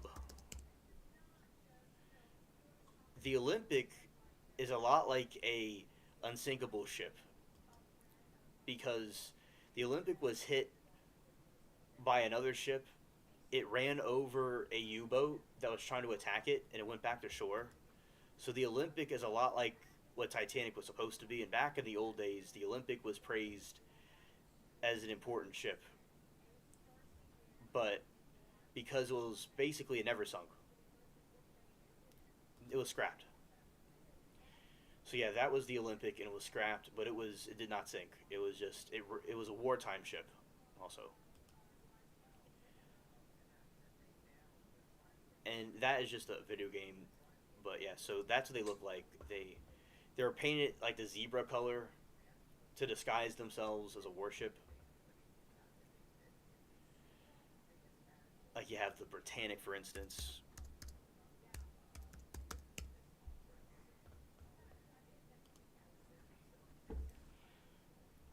Yeah. So, hello, Liberty. Great to see you. Welcome.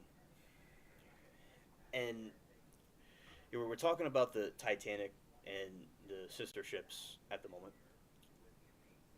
So also what you have is the the Britannic hit a landmine, a not a landmine but a sea mine, and it wasn't able to close the flood compartments correctly.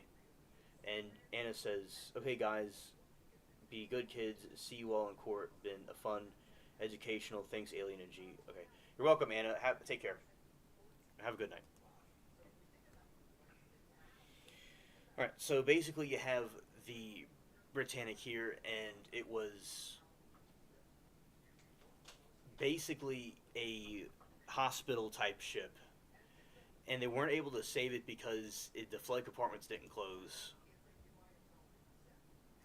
And then you got that right there. You have the it broke a piece of it broke off, and then it landed in the water, and it went down pretty quickly. I don't know how long it took it to go down, but there is a nurse that was on all three ships that had a problem. She survived all of them. Okay, I must need to bring the microphone closer to me because people can't hear me. Okay. All right. So, anyway. Okay, so basically we're talking about the Britannic and also the Titanic and the sister ships too.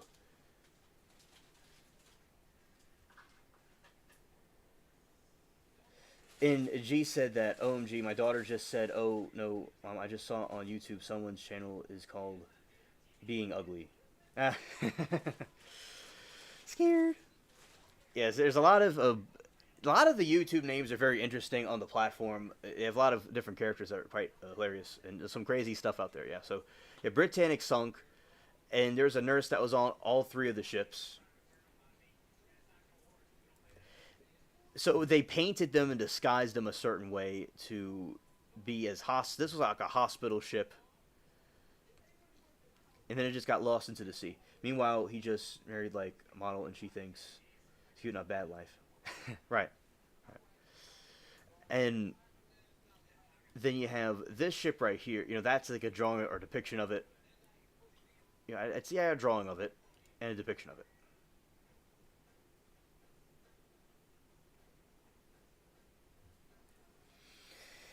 He's saying he's experienced, but he's married to a stunning woman now. And there you go, a pondery. I just uploaded my dog's watch baby polar bear. Oh, that's funny, G. And Liberty said, I just uploaded my dog's watch baby polar bears on a video. Oh, I'll watch that. I'll watch that, Liberty. Of, you have cool videos in your channel, like shorts and stuff. And other things you have. Yeah, you could go, like, Liberty's channel. She has cool content on there. Let's see. Copy. Okay, let's go here. And say... Let's reload it. Does it change anything? Okay. Let's go here. I have to just click out of this. I got her link right here. Go there. Okay. Here we go.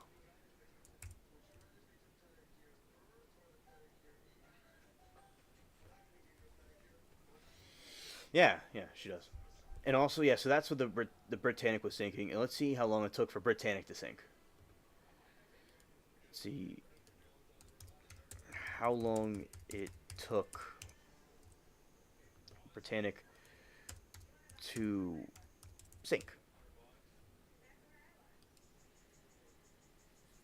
It took 55 minutes for it to sink.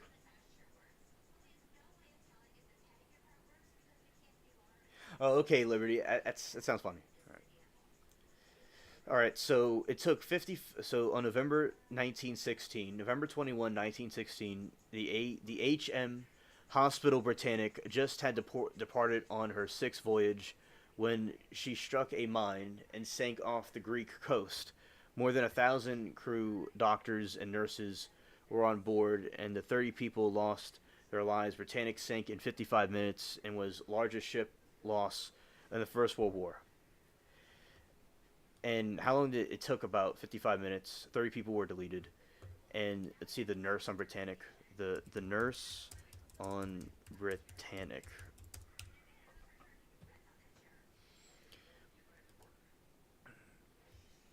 The first reward, Jess Soap was a stewardess with the nursing duties for the British Red Cross. On the morning of 21, 1916, she was aboard the hospital ship in Britannic, the younger sister ship of Olympic Titanic, when she sank in Aegean Sea, detonating a German naval mine.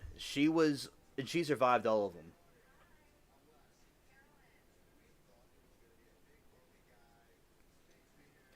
Yeah, that is a cool name. Yeah, yeah, and Violet Jessob survived the sinking of the Britannic, Titanic, and Olympic. The Olympic disaster, but Olympic survived, but it had disaster.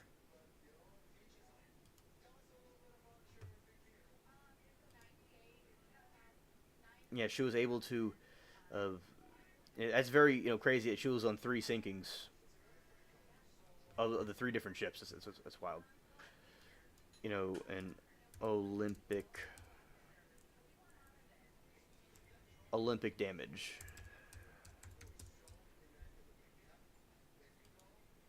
Yeah, that's the collision the Olympic had, but it survived. It just had to be repaired.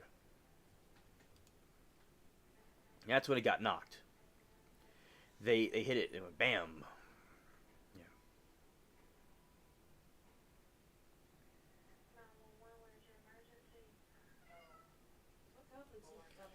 All right. G said, "Alien." My mom said a plane crashed. Oh no. I think I read a blurb too, but not really remembering that plane crashed. Zero people died. Expect one guy escaped. How? What a miracle. Amen. Absolutely, that is a miracle indeed. That is great that it went that way.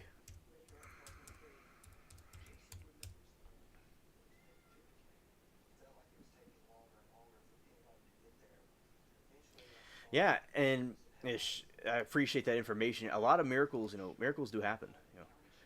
And Yeah, so that is when the Titanic, the Britannic was.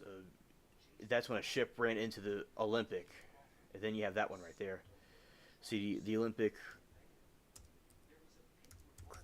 running over sub. Let's see, running over sub. All right. Olympic ship. Olympic ship. Yeah, so this is when the Olympic incredibly rolled over a a submarine and destroyed it. That's how strong these ships are. You know, basically you have this. So the Titanic sister ship fulfilled what the other Titanic was supposed to do. Yeah, see that these are some depictions of it. And that's the collision, and it hit it right there. And yeah, it survived. It just needed some repairs.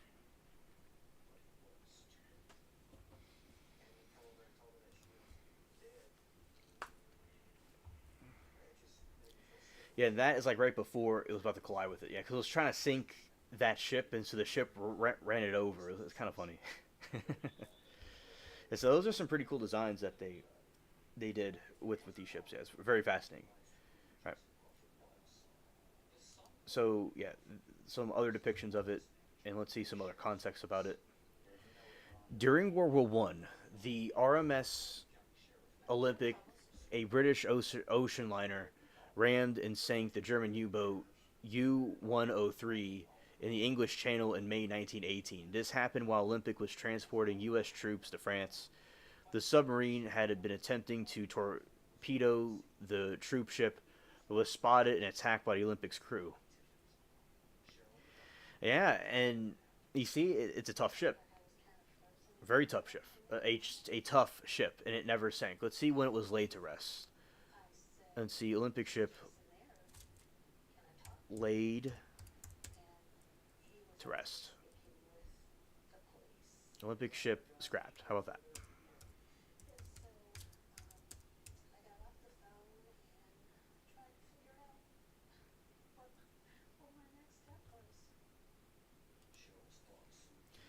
Despite major refight later in her career, Olympic was outdated compared to newer ships following the merger of the White Star Line and Cunard Line in 1934. In April 1935, due to the excess tonnage within the new combined fleet of ships, Olympics was withdrawn and sold for breaking and towed to Juro scrapping.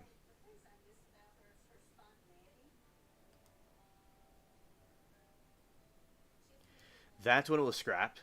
It was, so the Olympic never sunk, but it was scrapped. What they'll do with ships is they'll go and scrap it.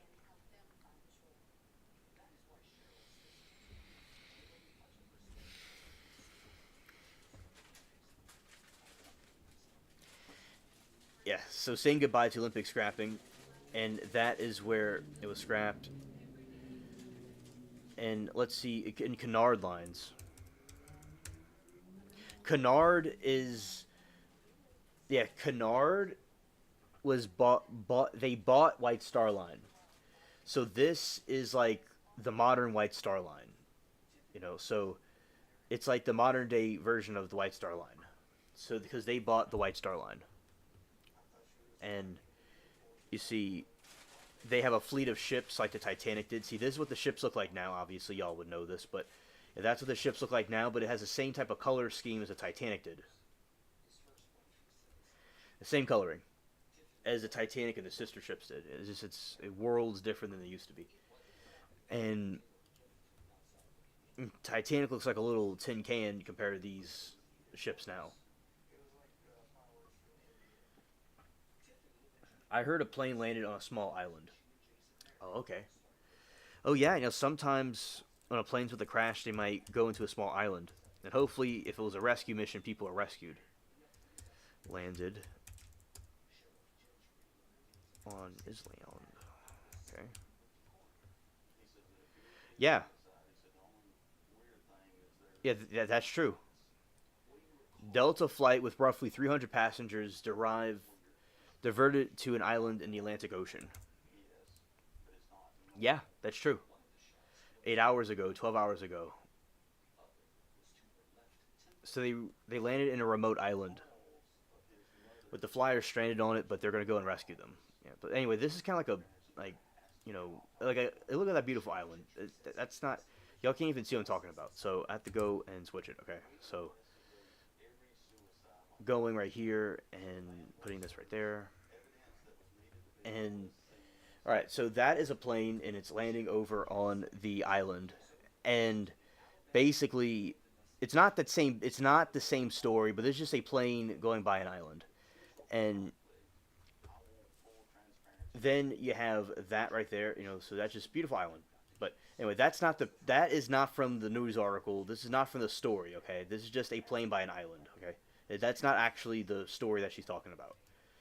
So anyway, the Delta flight with roughly 300 passengers arrived to an island in the Atlantic Ocean, and passengers stranded overnight on an island in the middle of the Atlantic Ocean. So this other situation is more accurate right here, where you have these people that were flying on an airplane and they had to go land the plane in the Atlantic Ocean.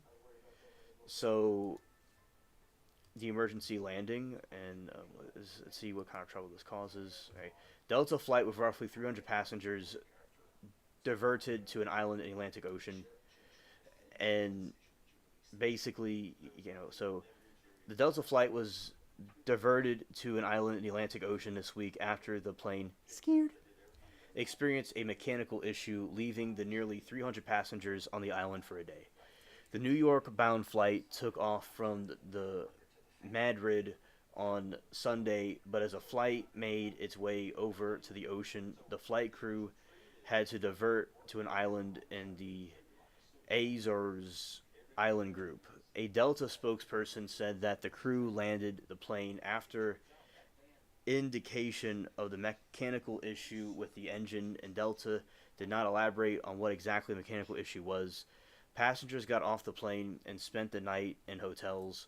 Quote, the flight landed safely, and we secretly apologize to our customers that their experience and delay in the travels. The Delta statement said roughly 282 customers and 13 crew members were on the flight, and they were provided and accommodations and meals for the night as technicians worked on the plane in Azores, a cluster Portuguese island in the Atlantic Ocean. The U.S. government had an Air Force base there in the town of Lajes, where Delta Sunday flight was diverted. The customers and crew were placed on a new plane when it arrived in the New York's JFK airport following on July 7. Delta will be offering compensation to customers. All right, so that is what happened regarding that incident. Okay. All right. So going over here, right there. All right. So yeah, that is some great commentary right there with what you're saying with the small islands and what G was talking about the miracle. That's very cool. Right, everybody. We will be now wrapping up the stream, and I appreciate all of you for coming here and hanging out with me. It was, a very fun night. We had talked about quite a bit different things. So it was nice seeing Liberty and G and everybody else lurking and stuff like that. So, okay, everybody. Thank you for coming, and have a wonderful evening, and we'll be, God willing, we'll be streaming tomorrow too. Okay, and peace. All right, gotta do it again. Okay, it didn't work again. So, seeing if this balloon effect will appear. Okay, let's see. There we go.